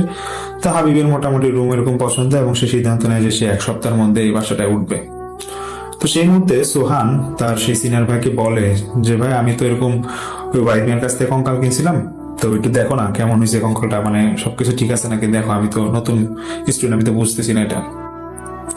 তো সেই সিনিয়র ভাই কঙ্কালটা দেখে বলতেছে যে দেখ, ওয়াহিদ মিয়া তো মনে তোর ঠকাই দিছে, কারণ কঙ্কালটা তো মনে হচ্ছে এটা বেশ নতুন, লাশ থেকে কঙ্কালটা বানাইছে, সর্বোচ্চ 7 কি 8 মাস হবে এই লাশটা। তো ওই সোহান বলতেছে আর কি সিনিয়র ভাইকে যে ভাই তুমি এটা কেমনে বুঝলা?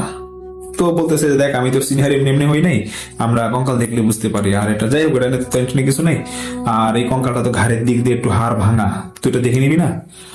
তো সোহান বলতেছে ভাই, আমি তো এটা বুঝি না, বা আমি তো নতুন বুঝে বললামই তো। তো সেই সিনিয়র ভাই বলতে ঠিক আছে, তুই এক কাজ কর, তুই ওয়াহিদ মিয়াকে কালকে ওই কলেজে গেলে ধরবি, বলি আমার কথা বলবি যে কেন তোর এই কাজটা করলো, এত মানে এরকম খারাপ কঙ্কাল কেন দিল, জিজ্ঞেস করবি। যাই হোক, তো এরকম তো চলেই যায়। তো সেদিন সন্ধ্যার সময় মানে ওর ফ্রেন্ড এবং ওই সিনিয়র, মানে সোহানের সেই সিনিয়র ভাই এবং ওই যে রুমমেট যে থাকার কথা, তারা চলে যাওয়ার পরে সন্ধ্যার দিকে সোহান নাকি একটু ঘুম দেয়। ঘুম দেওয়ার পরে সে স্বপ্ন দেখতেছে এরকম যে কেউ একজন ওর কাছে সাহায্য চাচ্ছে, এবং ও বুঝতেছে যে এটা কোনো একটা মেয়ে, কিন্তু চেহারা স্পষ্ট বুঝতে পারছিল না। ও দেখতেছে যে ওর কাছে সাহায্য চায়, কিন্তু ও সোহান সাহায্য করতে পারতেছিল না। তো এটা যখন ও স্বপ্ন দেখো, আবার ঘুম থেকে উঠে দেখে যে না, মানে আশেপাশে কিছু নাই, মানে ওর মধ্যে মানে তারপর থেকে নাকি প্রায় সময় এরকম একটু উল্টাপাল্টা স্বপ্ন দেখতো। মানে আর একটা সমস্যা ছিল যে স্বপ্ন মানে মনে রাখতে পারতো না, বাট ওর একটাই কথা যে সে স্বপ্ন শুধু এরকম বুঝতো যে কেউ একজনের কাছে সাহায্য চাচ্ছে, মানে এটা কি টানা তখন কন্টিনিউসলি চলতেছিল। তো যাক, সেদিন সন্ধ্যা এরকম স্বপ্ন দেখার পর সে আবার উঠার পর সে আবার রাতে পড়তে বসে। তো সে পাশের রুম থেকে কঙ্কালটা তার রুমে নিয়ে আসে, এবং রুমে নিয়ে আসার পর সে ওই বই পড়তেছে আর বিভিন্ন পার্টস দেখতেছে, সব কঙ্কালের সব পার্টস দেখতেছে। তো সে খেয়াল করে যে কঙ্কালের যে হাতের কবজির ঠিক একটু করে এটা একটু কালচে, আর হচ্ছে ঘাড়টা যেখানে ভাঙা ওইটা একটু কালচে কালার। তো এটা দেখার পর তো ও একটু ভাবে যে না, কালকে ওয়াহিদ মিয়াকে ভালোভাবে ঝাড়তে হবে, যিনি কেন আমাকে এরকম কঙ্কাল দিল। তো সে রাতে যখন ঘুমাবে, ঠিক আবার সেই ফজরের সময় এরকম বাজে একটা স্মেল আসে। তো ভাবে যে হয়তো বাসার আশেপাশে কেউ ময়লা ফেলে, এই জন্য হয়তো এই স্মেলটা আসতে পারে, তো বাড়ি এলাকায় কমপ্লেন জানাবে। যাই হোক, সে পরের দিন তো কলেজে যায়, গিয়ে ওয়াহিদ মিয়াকে বলতেছে যে আপনি মেয়ে আমার ঠকাই দিলেন, আপনাকে আমি ভালো মনে করলাম, আমার এসে ভাইয়া পাঠাইলো আপনার কাছ থেকে কঙ্কালটা পাবো কম দামে, তো আপনি কঙ্কাল তো দিলেন, ঠিক আছে, চা পানির টাকাও নিলেন, সবই ঠিক আছে, এটা কি হলো, কঙ্কালটা তো এরকম ভাঙা, আর এটা ঘাড়ের দিক দিয়ে ভাঙা, এটার হাতে বা পিঠে এরকম কাঁধে দিকে কালচে দাগ, এটা কেন দিলেন, এরকম কেন আপনি মানে 2 নাম্বারে এই করলেন আমার সাথে? তো ভাই মিয়া বলতেছে আচ্ছা ঠিক আছে, তুমি বাবা ভাইয়া বাইরে যাও, আমি আসতেছি বাইরে, তোমার সাথে চা খাবার সাথে তারপর কথা বলবো। তখন সে ওয়াহিদ মিয়া বলতেছে যে দেখো, আমি তো তোমাকে ফ্রেশ কঙ্কাল দিছিলাম, এবং আমি তো নিজে চেক করে দিছি, এরকম তো হওয়ার কথা না। এখন তুমি বাসায় নিছো পাইছো, হয়তো কোনো কারণে তুমি এটা সেটিং করতে পারো নাই, তোমার রুমে হয়তো কারণে ভাঙছে, আর যেটা হোক দেখে আমি এটা চেঞ্জ করে দেওয়ার ব্যবস্থা করতে পারি কিনা দেখি, বাট চেঞ্জ না করার সম্ভাবনা খুব বেশি, কারণ আমি তো এটা একজন থেকে পাইছি। তখন যখন ওই সুহান একটু রেগে যাচ্ছিল, তখন সেই ভদ্রলোক বলতেছে দেখেন, বিষয়টা হচ্ছে যে ওয়াহিদ মিয়া বলে যে দেখো, বিষয়টা হচ্ছে যেরকম যে আমি পদ্মা নদীর জয়ী পারে আমাকে এক লোক আছে এরকম কঙ্কাল সাপ্লাই দেয়, এরকম মাসে আমি 8-10টা কঙ্কাল ওর কাছ থেকে পাই, তো কম দামে কিছু পাই, এখন ওইটা আমি তোমাদের কাছে স্টুডেন্টের কাছে বিক্রি করি। তো এখন সেই লোক তো আমার কাছ থেকে এরকম বিক্রিত মাল তো এরকম নিবে না। তো যেটা পাইছো পাইছো, ঠিক আছে, যদি কখন আমি এরকম কঙ্কাল একটা পাই দেখি কোনোভাবে তোমাকে এটা এক্সচেঞ্জ করে দিতে পারি নাকি। তো যাই হোক, এটা বলার পরে তো ওরা ওই সুহান তো বাসায় চলেই যায়। ঠিক সেদিন বাসায় চলে যাওয়ার পর রাতে যখন পড়তে যাবে, পড়তে যাওয়ার সময় সে দেখতেছে যে যে কঙ্কালটা, যে কাঁচের দাগটা ছিল কাঁধের কাছে ওইটা আবার নাই, ও হাতের কাছে যে দাগটা আছে ওইটাও আবার নাই দেখতেছে। তো সে রাতে যখন সে ঘুমাবে, সে ঘুমের মধ্যে স্বপ্ন দেখে যে ওই চরের পারে যে মেয়েটাকে কয়েকজন মিলে মারতেছিল, দেখতেছে সে মেয়েটাই ওর বাসার কোনো একটা রুমে থেকে ওকে মানে বলতেছে যে এরকম আমি তো আপনার ঘরে আটকে আছি, আমাকে আপনি আমার বাড়িতে ফিরিয়ে দেন। কিন্তু এটা দেখার পর নাকি সঙ্গে সঙ্গে ঘুমের থেকে উঠে যায় এবং ওর না একটু ভয় লাগে। এবং সমস্যাটা হচ্ছে ও যে স্বপ্নগুলো দেখতো এটা কার কাছে শেয়ার করতো না। আর ও ভাবতো যে হয়তো আমি একা বাসায় থাকি, উল্টা পাল্টা স্বপ্ন দেখি, আর বিভিন্ন সময় রাত জাগি, বই টই পড়ি, হয়তো এখান থেকে এই স্বপ্নগুলো দেখতে পারি। কিন্তু এটাও মানে সত্য কথা যে ও স্বপ্নগুলো নাকি খুব একটা ভালো স্বপ্ন দেখতো না, দেখতো যে মানে ওর স্বপ্নের থিম হচ্ছে একটা যে কেউ ওর কাছে সাহায্য চায়। যাই হোক, এরকম যখন রেগুলার ওরা কয়েকদিন দেখছিল, এর মধ্যে ওর সেই যে রুমমেট সে তো বাসায় আসে। তো যেদিন সে রুমমেট আসে, ছেলেটার নাম হাবিব, তো সে তো থাকা শুরু করে। তো প্রথম দিন নাকি ওরকম রাত্রে প্রায় 12টা-1টা পর্যন্ত আড্ডা দেয়। তো আড্ডা দেয়, হাবিব তো পাশের রুমে চলে যায় এবং সোহান তো রুমে শুবে। তো সোহানের রুমে কঙ্কালটা থাকে। তো ফজরের নামাজ যখন পড়বে দুজনে তো একসাথে উঠে, তখন হাবিব সোহানকে বলতেছে যে সোহান, আমি তো রাতে এরকম 1 ঘন্টা খানিক সজাগ ছিলাম, আমি একটা পচা গন্ধ পাইলাম রাত্রে প্রায় এই 2:30-3টার দিকে, তুমি পাইছো কিনা আমি জানি না। আর আমি সেই সাথে একটা মানে কান্নার আওয়াজ পাইলাম, মনে হচ্ছে কোনো ছেলে বা কোনো মেয়ে কাঁদতেছে, এবং এমন না যেটা নিচে থেকে কান্নার আওয়াজটা আসতেছিল, মনে হচ্ছে ঘরের মধ্যে কেউ কাঁদতেছে, এরকম একটা আওয়াজ পেলাম। তো কি মানে কোন সমস্যা আছে নাকি, আশেপাশে কেউ আবার কেউ কান্নাকাটি করে, বা কোনো দারোয়ান ওই বাসায় বাচ্চা কাচ্চা আছে নাকি যে কান্নাকাটি করে? সোহান বলছে না, এরকম তো হওয়ার কথা না। আর পচা গন্ধ যেটা বলছে এটা নাই, মাঝে মাঝে পাই, আমি ভাবছিলাম বাড়িওয়ালাকে বলবো, বাড়িওয়ালাকে আমি বলছিলাম, বাড়িওয়ালা বলছে না, এরকম তো আশেপাশে কেউ ময়লা ফেলায় না। তো হাবিব বলতেছে আচ্ছা ঠিক আছে, তবুও একটু দেখো, কারণ এরকম মানে বন্ধ রাত্রে এবার হঠাৎ করে আসবে বা রেগুলার হবে, নিশ্চয়ই আশেপাশে কিরকম ময়লা ফেলায়। তো এরকম মধ্যে চলতেছিল। তো হাবিব ওর ঠিক সপ্তাহখানিক পরে ওদের নাকি কলেজ ছুটি দিবে। তো হাবিব ওই সোহানকে বলে যে দেখো সোহান, যেহেতু কলেজে কয়েকদিন ছুটি থাকবে, তা আমি এরকম বাড়িতে যাব, আর তুমি যদি বাড়িতে যাও যেতে পারো তাহলে তো ভালোই হয়, তাহলে আমরা একসাথে যার যার বাড়িতে চলে গেলাম। তো সোহান বলতেছে যে না, আমি আসলে এখানেই থাকবো, আমারও কিছু কাজ আছে এবং আমার বাবা মা বাড়ি থেকে আসতে পারে, আমার এখানে থাকবে। তো হাবিবকে রিকোয়েস্ট করে, হাবিব দেখো আমার বাবা মা যদি আসে তোমার রুমটাকে একটু শেয়ার করা যাবে নাকি? তাই বলছে না, কোনো সমস্যা নেই, তুমি আমার রুমে থাকতে পারো, কারণ আমি তো থাকবোই না, কোনো সমস্যা না, গেলান্টি আসো। তো হাবিব যেদিন চলে যাবে সেদিন তো আর সোহানের বাবা মা আসে না। সেদিন রাত্রেবেলা সোহান নাকি স্বপ্নটা দেখে যে কোন একটা বাড়িতে, গ্রামের বাড়িতে কেউ একজন মারা গেছে, কিন্তু জানাজা না দিয়েই ওই লাশটাকে দাফন দেওয়া হচ্ছে। কিন্তু ওই লাশটা সোহানকে রিকোয়েস্ট করতেছে যে ভাই আপনি যেভাবে পারেন আমার জানাজা দেওয়ার ব্যবস্থাটা করেন, কিন্তু সোহান কিছুই করতে পারতেছে না। তো এই স্বপ্নটা তখন দেখতেছো আবার ঠিক সেম সমস্যা, ও এরকম রাতে ঘুম ভেঙে যায়, ঘুম ভেঙে গেলে ও লাইট জ্বালায়, মানে ওনাকে প্রায় সময় তখন লাইট জ্বালায় ঘুমাইতো, ওর মধ্যে যে ভয় আতঙ্কটা কাজ করতো। তো এর একদিন পরেই তো সোহানের বাবা মা আসে, ওরাও থাকা শুরু করে। তো 2-3 দিন যাওয়ার পরে সোহানের মা একদিন ওকে বলতেছে সকালবেলা যে সোহান, তোমার কি ব্যাপার, কোনো সমস্যা হাতে ঘুমাইতে? তো বলছে কেন মা? কে না দেখো, আমি গত 2 দিন দেখলাম যে তুমি ঘুমানোর সময় রাতে উল্টাপাল্টা কথা বলো, আর গতকাল রাতে দেখলাম যে তুমি ঘুমানোর সময় একটা পর্যায়ে প্রায় 5-10 মিনিট ধরে কান্নাকাটি করতেছিলা। আমি তোমাকে ডাক দিলাম 2-3 বার, তুমি ঘুমের মধ্যে কি বললা, আবার নিজে ঘুমায় গেলা, তোমার বাবা এটা শুনছে। তো কোনো সমস্যা না, আমাদেরকে বলতে পারো, কোনো সমস্যা হয় নাকি? তো সোহান বলছে না মা, আমার তো এরকম কোনো সমস্যা তো হয় না। তো সোহানের বাবা যখন বলতেছে দেখ তুই একা বাসায় থাকো, এরকম হইতে পারে, বল ফ্রিলি বল, কোনো কিছু হয়েছে নাকি? তখন সোহান বলতেছে যে বাবা কি হয়েছে বলতে পারবো না, আমি না বেশ কিছু ধরে এরকম উল্টাপাল্টা স্বপ্ন দেখি। তো সব সোহানের মধ্যে ডিটেলস কথা বলে। তখন এটা বলার পর সোহানের বাবা বলে হয়তো একা থাকোস বাসায়, এর জন্য উল্টাপাল্টা স্বপ্ন দেখিস, দৌড়াদৌড়ি করে ঘুমাবি আর নামাজ পড়বি 5 ওয়াক্ত। আর সোহানের মা বলতেছে সোহানকে দেখ আরেকটা বিষয় হচ্ছে, তোর যে বাসায় কঙ্কাল রাখো সেগুলো এখন ওপেন রাখবে না, ঢেকে ঢেকে রাখবি, এগুলো দেখলেও হঠাৎ করে ভয় লাগে কেমন। তো সেদিন ঠিক দুপুরের, এটা তো সকালবেলার ঘটনা যেটা ওই সোহানের বাবা আমার সাথে কথা বলতেছিল। তো সেদিন ঠিক দুপুরের পরে সোহানদের বাসায় পুলিশ আসে। পুলিশ এসে সোহানের বাবা দরজা খুলে সোহানের বাবাকে বলতেছে যে এখানে কি কোনো মেডিকেল স্টুডেন্ট আছে? তো সোহানের বাবা বলে যে হ্যাঁ আমার ছেলে, ওর নাম সোহান, ও তো মেডিকেলে পড়ে। তো পুলিশ বলতেছে আমরা একটু আপনার বাসায় এসে কথা বলবো, ভয় পাওয়ার কিছু নেই, কিছু ইনফরমেশন আমাদের লাগবে। তো সোহান খেয়াল করে দেখে নাকি পুলিশের সাথে হচ্ছে সেই ওয়াহিদ মিয়া এবং আরো 2-3 জন লোক। তো ওনারা ড্রয়িং রুমে বসে, মানে সামনের রুমে বসে, এই হাবির রুমে। তো বসার পরে তো সোহানের বাবা বলতেছে যে সমস্যাটা কি হয়েছে, পুলিশকে বলে। তো পুলিশ বলে দেখেন সমস্যাটা হচ্ছে উনি হচ্ছে ওয়াহিদ মিয়া, ওনার নামে কিছু মানে আমরা সমস্যা পাইছি। সমস্যাটা হচ্ছে যে উনি প্রায় সময় নদীর ওই পার থেকে এরকম কঙ্কাল ম্যানেজ করে এনে বিভিন্ন স্টুডেন্টকে, মানে যারা শিক্ষার্থী যারা আছে তাদেরকে এরকম সাপ্লাই দেয়। তো এরকম গত চালানে উনি 8টা কঙ্কাল পাইছিল। তো 8টা কঙ্কাল পাওয়ার বিভিন্ন ছাত্রছাত্রী যারা আছে নতুন যারা ভর্তি হচ্ছে ওদেরকে উনি একটু সাপ্লাই দিচ্ছে। কিন্তু সমস্যাটা হচ্ছে একটা কঙ্কাল আছে, সেটা একটা সুইসাইড কেস বা খুন হয়েছে এরকম একটা মানে কঙ্কাল ছিল, মানে একটা লাশ ছিল, সেই লাশটা চুরি হয়ে যায় কবর থেকে, এরকম একটা কঙ্কাল নাকি এখানে সাপ্লাই দেওয়া হয়েছে ওয়াহিদ মিয়াকে। তো ওই পুলিশ বলে যে দেখেন নদীর ওই পারে এরকম একটা মেয়ে প্রায় আজ থেকে 7-8 মাস আগে এরকম মারা যায়।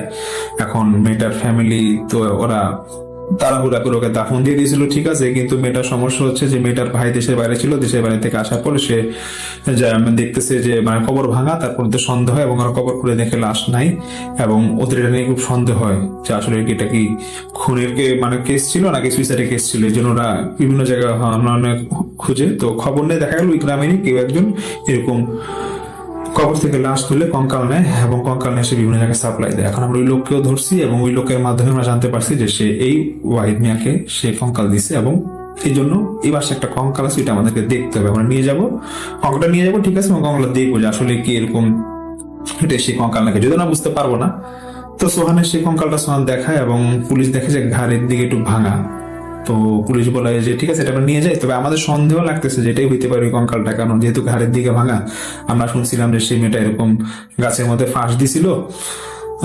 তো হয়তো ফাঁস দিলে অনেক সময় হাড় ভেঙে যায়, এটা হইতে পারে। তো যাই হোক সেদিন সেই কঙ্কাল নিয়ে যায় এবং যেটা হয় যে ওয়াহিদ মিয়াকে তো অ্যারেস্ট করে। যদিও এটা শুনছিলাম মানে আমাকে সে শুনছিল, বলছিল যে ওয়াহিদ মিয়া নাকি এই কারণে প্রায় কয়েক মাস জেলও খাটছিল। তো সেদিন তো এরকম কঙ্কাল নিয়ে যায় পুলিশ। তো সোহানের বাবা বা সোহানকে একটু বকা টাকা দেয় যে তুমি এরকম কম দামে কিনতে গেছো কেন, টাকা লাগতো আমাকে বলতা। তো এরকম আরো দেখদিন যাচ্ছে। তো সোহান কিন্তু ওর স্বপ্ন যে দেখতো ঠিকই দেখতেছে, ওর আগের মতো খারাপ এরকম স্বপ্ন দেখতেছে। তো সোহানের বাবা এরকম একদিন পরে যখন সে বলতেছে আর কি সোহানকে যে দেখো তুমি যে এরকম খারাপ স্বপ্ন দেখো রাতে এরকম বলতেছো, এখনো দেখতেছো, এক কাজ করি, এখানে শাহ মখদুমের মাজার আছে, এখানে হুজুর আছে আমার খুব ঘনিষ্ঠ হুজুর, আমি মাঝে মাঝে ওনার কাছে আসি, আধ্যাত্মিক লাইনের হুজুর, ওনার সাথে তোমার একটু নিয়ে যাবো, দেখি একটু ঝাড়ফুঁক দিয়ে দেখতে আমাকে দেখি। তো সোহানের মা বলে হ্যাঁ ঠিক আছে চলো আমরা এরকম সময় যাবো। তো কোনো এক বিকেলে এর মধ্যে একদিন পরে ওনারা সেই হুজুরের কাছে যায়। তো হুজুরকে সোহান ওর পুরো ঘটনা বলে যায়, এরকম বাজে সবসময় দেখি। তো হুজুর নাকি খুব মানে জ্ঞানী বা আধ্যাত্মিক ছিল, উনি নাকি দেখি সোহানের বুঝতে পারছে যে ওর কি সমস্যা। তো হুজুর মানে সোহানের বাবাকে বলতেছে দেখেন আপনার ছেলের সমস্যা তো সবই শুনলাম। তো সোহানের বাবা কথা প্রসঙ্গে বলে দেখেন একটা কঙ্কাল নিয়ে আমরা এরকম ভেজালে পড়ছি, বাসায় আনছে, এই পুলিশ নিয়ে কত কি ভেজালে পড়ছে, এগুলো বলতে থাকে। ওই হুজুর বলতেছে দেখেন পুলিশ নিয়ে ভেজালে পড়ছেন সবই আমি বুঝতে পারছি, এবং কি হয়েছে সেই কঙ্কালের সাথে আমি আপনাদের বলতেছি। সমস্যাটা হচ্ছে সে যে কঙ্কালটা আনছিল সেই মেয়েটার নাম ছিল রহিমা, সে নদীর ওই পারে থাকে। তো রহিমা মেয়েটাকে হয়তো জিনে মানে আসর করছিল বা করে নাই, কিন্তু গ্রামে একটা সালিশে ওকে মানে বেধড়ক মার দেওয়া হয়। এই পদ্মা নদীর পানি কোনো একটু চরে আর কি, কোনো একটা জায়গায় ওকে বেধড়ক মার দেওয়া হয় এবং গ্রামের সালিশ বসে ওই কোন এক কবিরাজ বা সাথে আরো যারা ছিল গ্রামবাসী এরকম প্রায় 8-10 জনকে বেধড়ক মারে। তো এটা মেয়েটা অপমান সহ্য করতে পারে নাই, সে মেয়েটাকে গাছে ফাঁস দেয় এবং ফাঁস দেওয়ার পরে অনেকের ধারণা যে মেয়েটা হয়তো সুইসাইড করছে, আবার অনেকের ধারণা হয়তো মেয়েটা খুন হয়েছে। তো এর জন্য মেয়েটার ফ্যামিলি ওকে জানা দিয়ে সরাসরি দাফন দিয়ে দেয়। তো সেই কঙ্কালটা মানে সেই লাস্টার যে কঙ্কাল সেটা কেউ একজন চুরি করে ওই এরকম আপনার ওয়াহিদ মিয়া নামে একজনকে দিছিল। এই ডিটেলস ঘটনাটা ওই হুজুরটা নাকি অনবরত বলে যাচ্ছিল এবং সোহান এবং সোহানের যে ফ্যামিলি যারা বাবা মাকে নাকি দেখে পুরা অবাক হয়ে গেছে, যেটা হুজুর জানে কি হবে। তো সোহানের বাবা মানে সোহানকে বলে যে বাবা ভয় পাইস না, কিছু না, আমি যে আগেই বলছিলাম যে উনি আমার খুব ঘনিষ্ঠ খুব আধ্যাত্মিক লাইনে হুজুর, উনি সবাই বলতে পারে। হুজুর বলে যে দেখেন সোহান যে স্বপ্নগুলা দেখতেছিল, যে মেয়েটা ওকে সাহায্য চাচ্ছিল সেটা হচ্ছে ওই মেয়েটাই, যেটা ধরেন সোহান পাশে যে কঙ্কালটা ছিল হয়তো এরকম এই কারণে হইতে পারে। আর ঘাড় যে দেখলেন যে ঘাড়ের যে হাড় ভাঙা ছিল ঠিকই আছে, মেয়েটা সুইসাইড করতে ঘাড়ের হাড়টা ভেঙে গেছিল, হয়তো এই কারণে সমস্যাটা হইতে পারে। তো এটা শোনার পর তো সোহানের মা বলতেছে যে দেখো আমি আমার ছেলেকে, সোহানের বাবাকে বলে আমি আমার ছেলেকে একা থাকতে দিব না বাসায়। তো হুজুর বলে না ঠিক আছে, ওকে বাসায় একা থাকা দরকার নাই, ওর রুমমেট বা যেই আছে আপনারা এক কাজ করেন, কোনোভাবে একটু হলে দেখেন কোন হোস্টেল, মানে হলে যে হোস্টেল আছে ওইখানে ওরা 3 জন একসাথে থাকতে পারে কিনা দেখবেন, একসাথে থাকলে এগুলো ভয় কেটে যাবে। আর আমি ওকে একটা তাবিজ বা ঝাড়ফুঁক দিয়েছি, কোনো সমস্যা হবে না, আপনার ছেলে ঠিক হয়ে যাবে। আর যথাসম্ভব যে কঙ্কালটা নিয়ে গেছে পুলিশ, ওইটা ওদের কাজ বা কাজটা শেষ করে দেখবেন এটা ওরা দাফন দিয়ে দিবে। তো এটা কোনো আপনাদের টেনশন করা লাগবে না, আপনার ছেলে সুস্থ হয়ে যাবে। তো যেটাই হোক, এটার পর নাকি যেটা বলে আমাকে, আমি শুনি সোহানের আমার সে বন্ধুর কাছ থেকে যে সোহান নাকি তারপরে এরকম হোস্টেলে কয়েকদিন পর এরকম থাকার ব্যবস্থা হয়ে যাবে, পরে কোনো সমস্যা হয় না। তো এটাই ছিল আমার প্রথম ঘটনা, আমি এটা শুনি। জানি না আপনাদের কেমন লাগবে, যদি ভালো লাগে অবশ্যই জানাবেন। আমি পরবর্তীতে একটা ঘটনা নিয়ে আসতেছি, সঙ্গে থাকুন। আসসালামু আলাইকুম।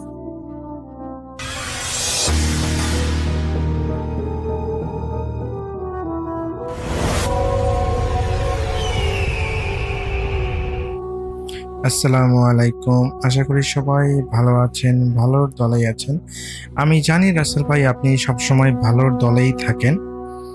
আমার নাম রিপন, আমি লালমাট থেকে বলতেছি। আজকে আমি যে ঘটনাটা শেয়ার করব, এই ঘটনাটা আমাদের রংপুর বিভাগের একটি ঘটনা।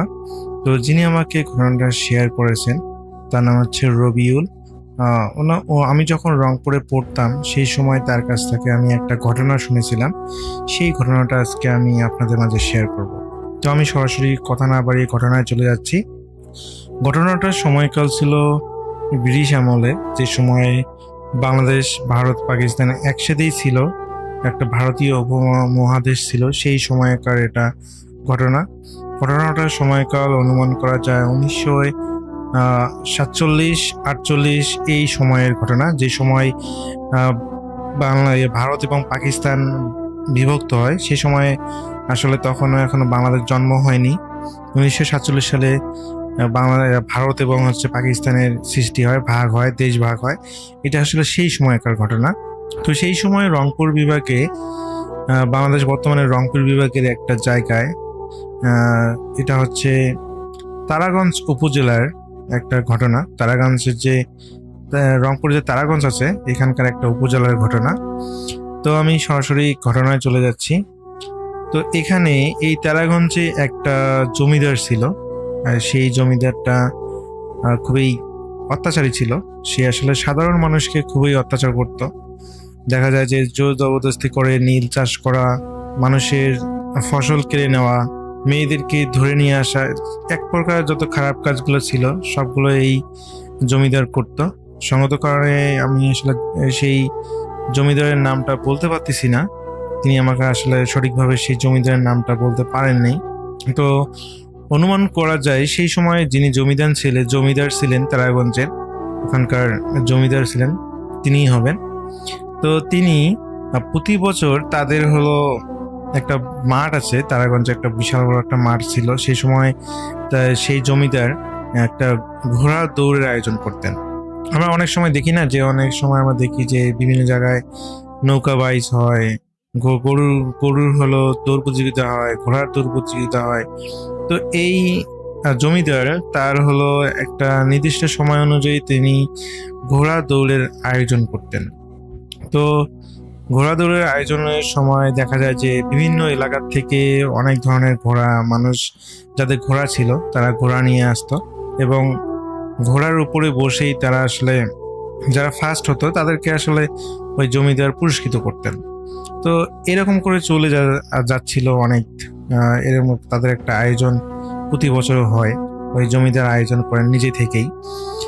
তো একদিন ওই কাঙ্ক্ষিত দিন আসে, যেদিন ঘোড়া দৌড়ের আয়োজন।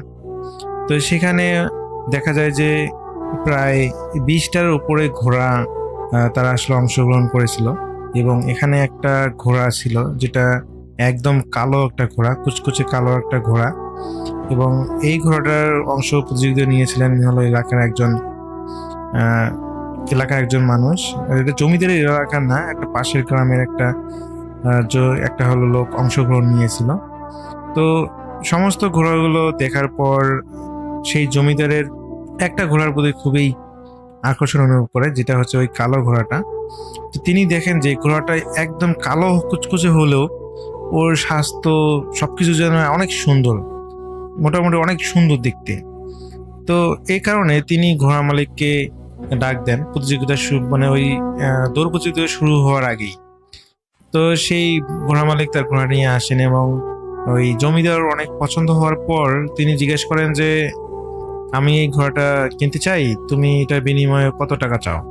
তো সেই ঘোড়া যার ঘোড়া তিনি বলতেছেন, না হুজুর, এটা আমি আসলে বিক্রি করব না, এটা আমার অনেক পছন্দের ঘোড়া, এটা আমি বিক্রি করতে পারবো না।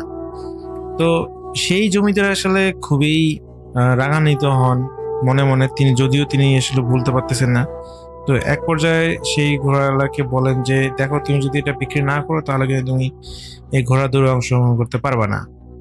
তো এক প্রকার দেখা যায় যে সেই ঘোড়াওয়ালাটা খুবই রাগান্বিত হয়, বলতে সে সেই জমিদারকে বলে যে কেন হুজুর, আমি কি অন্যায় করেছি?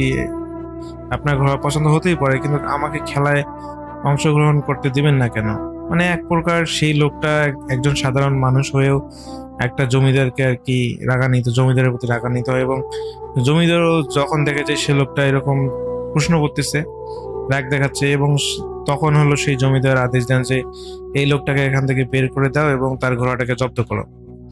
রাসেল ভাই, ওই ঘোড়াটাকে জব্দ করে জমিদারের হলো খোয়ারায় নিয়ে যাওয়া হয় এবং সেই লোকটাকে মেরে মেরে এলাকার থেকে বের করে দেওয়া হয়। তো সেদিন ঘোড়দৌড়ের যে অনুষ্ঠানটা ছিল সেটা সম্পন্ন হয়, এবং সম্পন্ন হওয়ার পরে ওই ঘোড়াটা তো জমিদারের বাসায় রাখা হয় একটা খড়ের মধ্যে।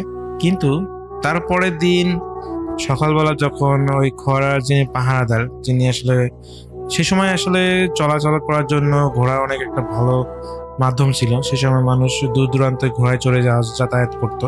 তো ওই জমিদারও ঘোড়ায় চড়েই যাতায়াত করতেন। তো দেখা যায় যে পরের দিন সকালে যখন ওই যে অন্যান্য ঘোড়াগুলোর সাথে যখন কালো ঘোড়াটাকে রাখা হয়েছিল যেখানে, তো খোয়ারের মধ্যে যিনি খোয়ারা পাহারা দেন তিনি যখন পরিষ্কার করতে যান, দেখতে পান যে সেই গোয়াল ঘরে যে কালো ঘোড়াটা রাখা হয়েছিল, যেটা জমিদার জব্দ করে এনেছিলেন, সেই ঘোড়াটা নেই। সেই জায়গায় একই জায়গায় ওই দড়ি দিয়ে বাঁধা ছিল ঘোড়াটা, দড়িটা আছে কিন্তু ঘোড়াটা নেই। তো এটা দেখে ওই যখন জমিদারকে জানানো হয়, জমিদার তো প্রচন্ড পরিমাণে রাগারাগি করা শুরু করে দেন যে তোমরা কি রাত্রেবেলা পাহারা দাও নাকি অন্য কিছু করো? একজন এসে ঘোড়াটা চুরি করে নিয়ে গেছে, অথচ তোমরা জানো না। এভাবে অনেক চিল্লাচিল্লি করে আর কি। তো পরবর্তীতে দেখা যায় যে ওই জমিদার খোঁজ লাগাতে দেয় যে এই ঘোড়াটা যার কাছ থেকে জব্দ করা হয়েছিল সে হয়তো বা রাতে এসে চুরি করে নিয়ে গেছে, তোমরা ওর খোঁজ লাগাও। তো পরবর্তীতে সেই জমিদারের কথা অনুযায়ী সেই যে গ্রাম থেকে লোকটা এসেছিল ওই গ্রামে খোঁজ লাগানো হয়, এবং সত্যি সত্যি রাসেল ভাই দেখা যায় যে ওই ঘোড়াটা ওই লোকের বাড়িতে, কিন্তু সেই লোকটাকে পাওয়া যাচ্ছিল না। তো পরে হলো জমিদার পুনরায় সেই ঘোড়াটাকে নিয়ে আসেন তার বাসায় লোকদের দিয়ে। তো ঘোড়াটাকে নিয়ে আসে তিনি হলো সিকিউরিটি আগে থেকে ওই একজনের জায়গায় দুই জায়গায় রাখেন, যিনি আসলে গোয়ালঘর আসলে কি বলবো, গোয়ালঘর আসলে যে পাহারা দেয়, তো ওখানে একজনের জায়গায় দুইজন তিনি রাখেন। এবং সেদিন রাতেও রাসেল ভাই হঠাৎ করে মানে পুরো রাতেই ঘোড়া ছিল। তো ওরা যখনই আসলে তাদের মধ্যে তন্দ্রা চলে এসেছে, এবং যখন সেই সাথে তারা যখন ঘোড়াটা চেক করতে যাবে যে ঠিকঠাক আছে কিনা সবকিছু, কিন্তু দেখে রাসেল ভাই ওই ঘোড়ার জায়গায় নেই, শুধু দড়ি পড়ে আছে, ঘোড়ার গলার যে দড়িটা বাঁধা হয়েছিল সেই দড়িটা পড়ে আছে, কিন্তু ঘোড়াটা নেই। তো এখন তারা দুজনে প্রচন্ড পরিমাণে ভয় পায়, কারণ যদি এটা জমিদার জানে তাহলে তো অবস্থা খারাপ করবে। তো সকালবেলা যখন হয়, তো ওই জমিদার এক জায়গায় যাবেন এবং তিনি তাদের ওই যারা হলো ঘোড়া পাহারা দেয় তাদেরকে বলেন যে ঘোড়া নিয়ে আসতে। তো তখনই তারা দুজনে থুতোমতো খায় এবং স্বীকার করতে বাধ্য হয় যে ঘোড়া তো আমার সকালবেলা উঠে দিয়ে ঘোড়া নাই। তো এটাতে জমিদার প্রচন্ড পরিমাণে রেগে যান এবং তিনি আবার লোক পাঠান যে আবার ওই যার ঘোড়া সে আবার চুরি করে নিয়ে গেছে নাকি। তো রাসেল ভাই ওই এলাকায় যখন যান, তখন দেখা যায় যে ওই এলাকায় ওই যেই লোকটা ঘোড়া আসলে যার কাছে জব্দ করা হয় সেই লোকটাও সেদিন আছে এবং সেই সাথে ঘোড়াটাও তার হলো খড়ের মধ্যে বাঁধা। তো এটা দেখে তো তারা প্রচন্ড পরিমাণে রেগে যায় এবং সেই লোকটাকে এবং ঘোড়াটাকে ধরে নিয়ে আসে এবং ধরে নিয়ে আসার পর ওই লোকটাকে বেধড়ক মারধর করে জমিদার লোকের মাধ্যমে এবং বলে যে তোর কত বড় সাহস, তুই ঘোড়া নিয়ে গেছিস। তো সেই লোকটা বারবার করে অনুরোধ করে যে আমি আসলে ঘোড়াটাকে নিয়ে নিয়ে যাইনি, সেই ঘোড়াটা নিজে থেকে চলে গেছে। তো এটা জমিদার কোনোভাবেই বিশ্বাস করে না। তো বলে যে হুজুর দেখেন, আপনি যদি বিশ্বাস না করেন আমাকে বেঁধে রাখুন, কিন্তু ঘোড়া আপনার গোয়ালে থাকবে না, এটা চলে যাবে। তো আসলে সেদিন রাতে সেম কাহিনী, ওই ঘোড়ালাকে বেঁধে রেখেছিল বাইরে, ও কোনোভাবেই চুরি করার কথা না। তো সেদিন রাতেও দেখা যায় যে ওই গোয়াল ঘরে, মানে সেদিন রাতের পরে সকালবেলা যখন গোয়াল ঘর চেক করা হয় তারা দেখতে পায় সেই ঘোড়াটা ওই জমিদারের গোয়ালের মধ্যে নেই। তো যখন ওই ঘোড়ার মালিককে জিজ্ঞেস করে যে এর কাহিনী কি, তখন সে বলে যে হুজুর এরকম, এই ঘোড়াটা আসলে একটা কোনো সাধারণ কোনো ঘোড়া নয়, এটা এমন একটা ঘোড়া যেটা জিন ঘোড়া। এ আসলে রাতের মধ্যে, রাত হলেই সে জিন হয়ে যায় এবং দিন হলে সে নর্মাল ঘোড়া, কিন্তু রাত হলে জিন হয়ে যায়। তো এই কারণে ওকে রাতের মধ্যে কেউ বেঁধে রাখুক আর যাই করুক, ওকে কেউ আটকাতে পারে না। যেহেতু আমি এর মালিক, এ কারণে সে বারবার আমার কাছেই চলে যাবে। যত বড়ই আমি বিক্রি করি না কেন, যেহেতু আমি এই ঘোড়াটার মালিক, আমার কাছেই চলে যাবে। যতক্ষণ পর্যন্ত আমি মন থেকে ঘোড়াটা কারোর কাছে বিক্রি করব, ততক্ষণ পর্যন্ত ঘোড়াটা আমার কাছেই যাবে। যখন আমি মন থেকে ঘোড়াটাকে বিক্রি করে দেব, তখনই শুধুমাত্র ঘোড়াটা আমার কাছ থেকে ও যার কাছে বিক্রি করবো তার কাছে চলে যাবে এবং এই ঘোড়া তাকেই আর কি মালিক হিসেবে বেছে নেবে বা তা মান্য করবে। তো জমিদার বলে যে তাহলে ঠিক আছে, তুমি আমার কাছে ঘোড়াটা বিক্রি করে দাও। কিন্তু ফয়সাল ভাই, ওই লোকটা মুখে মুখে বললেও যে আচ্ছা ঠিক আছে আমি আপনার কাছে বিক্রি করবো, এই কথা আসলে ওই জমিদারের ভয়ে বললেও পরবর্তীতে আসলে সে মনে মনে কিন্তু কোনোভাবেই চাচ্ছিল না যে ঘোড়াটা বিক্রি করবে। তো তাকে হলো অল্প কিছু টাকা পয়সা দেওয়া হয়। নর্মালি একটা ঘোড়ার মূল্য যা হয় তার থেকে 3 ভাগের 1 ভাগ টাকা তাকে দেওয়া হয়। এত কম পরিমাণ টাকা দিয়ে তাকে বিদায় করে দেওয়া হয় এবং জমিদার পরে ভাবেন যে হয়তো ঘোড়াটা যেহেতু সে বিক্রি করে দিয়েছে, তাহলে ঘোড়াটা এখন আর চলে যাবে না, তার গোয়ালেই থাকবে। কিন্তু রাসেল ভাই, তার পরের দিন সকালবেলা দেখা যায় যে ঘোড়াটা ওই জমিদারের ঘরে নেই, গোয়াল ঘরে নেই। তো পরে দেখা যায় তিনি তো আবার হলো লোক লাগান যে ঘোড়া কোথায় গেল। তো ওই যে লোককে ধরে নিয়ে এসেছিল সেই লোকের বাড়িতে খোঁজখবর নেওয়া হয়, কিন্তু রাসেল ভাই তিনি সেখানে যেয়ে দেখতে পান যে ওই লোক বাড়িতে নেই এবং তার ঘোড়াও নেই। এরপর থেকে জমিদার প্রায় 1 মাস ধরে ওই লোককে খুঁজেছিলেন ঘোড়া সহ, কিন্তু কোনোভাবেই সেই লোকটাকে এবং তার ঘোড়াটাকে তারা খুঁজে পায়নি। তো রাসেল ভাই, এটাই ছিল রবিউল ভাইয়ের পাঠানো একটা ঘটনা, তিনি আমাকে আসলে শেয়ার করেছিলেন এবং আমি আসলে তার কাছে আবার ফোন দিয়ে এই ঘটনাটা শোনার চেষ্টা করেছি। তো আসলে অনেকদিন আগের যেহেতু ঘটনা, এই কারণে আসলে ঘটনার অনেক কিছু তিনি ভুলে গেছেন এবং হারিয়ে গিয়েছে। তো এটা আসলে তাদের তারাগঞ্জ উপজেলার আসলে খুবই একটা প্রচলিত একটা ঘটনা, এটা সবার মুখে মুখে প্রচলিত একটা ঘটনা। তো তিনি আমাকে ঘটনাটা শেয়ার করেছেন, আমার কাছে ঘটনাটা বেশ ভালো লেগেছে। আমি চেষ্টা করেছি রবিউল ভাইয়ের মতো করে এই ঘটনাটা আপনাদের মাঝে শেয়ার করার। যদি ঘটনার মধ্যে কোনো ভুল ত্রুটি হয়ে থাকে সবাই ক্ষমা সুন্দর দৃষ্টি দেখবেন। সবাই ভালো থাকবেন, সুস্থ থাকবেন এই প্রত্যাশায়। আল্লাহ হাফিজ।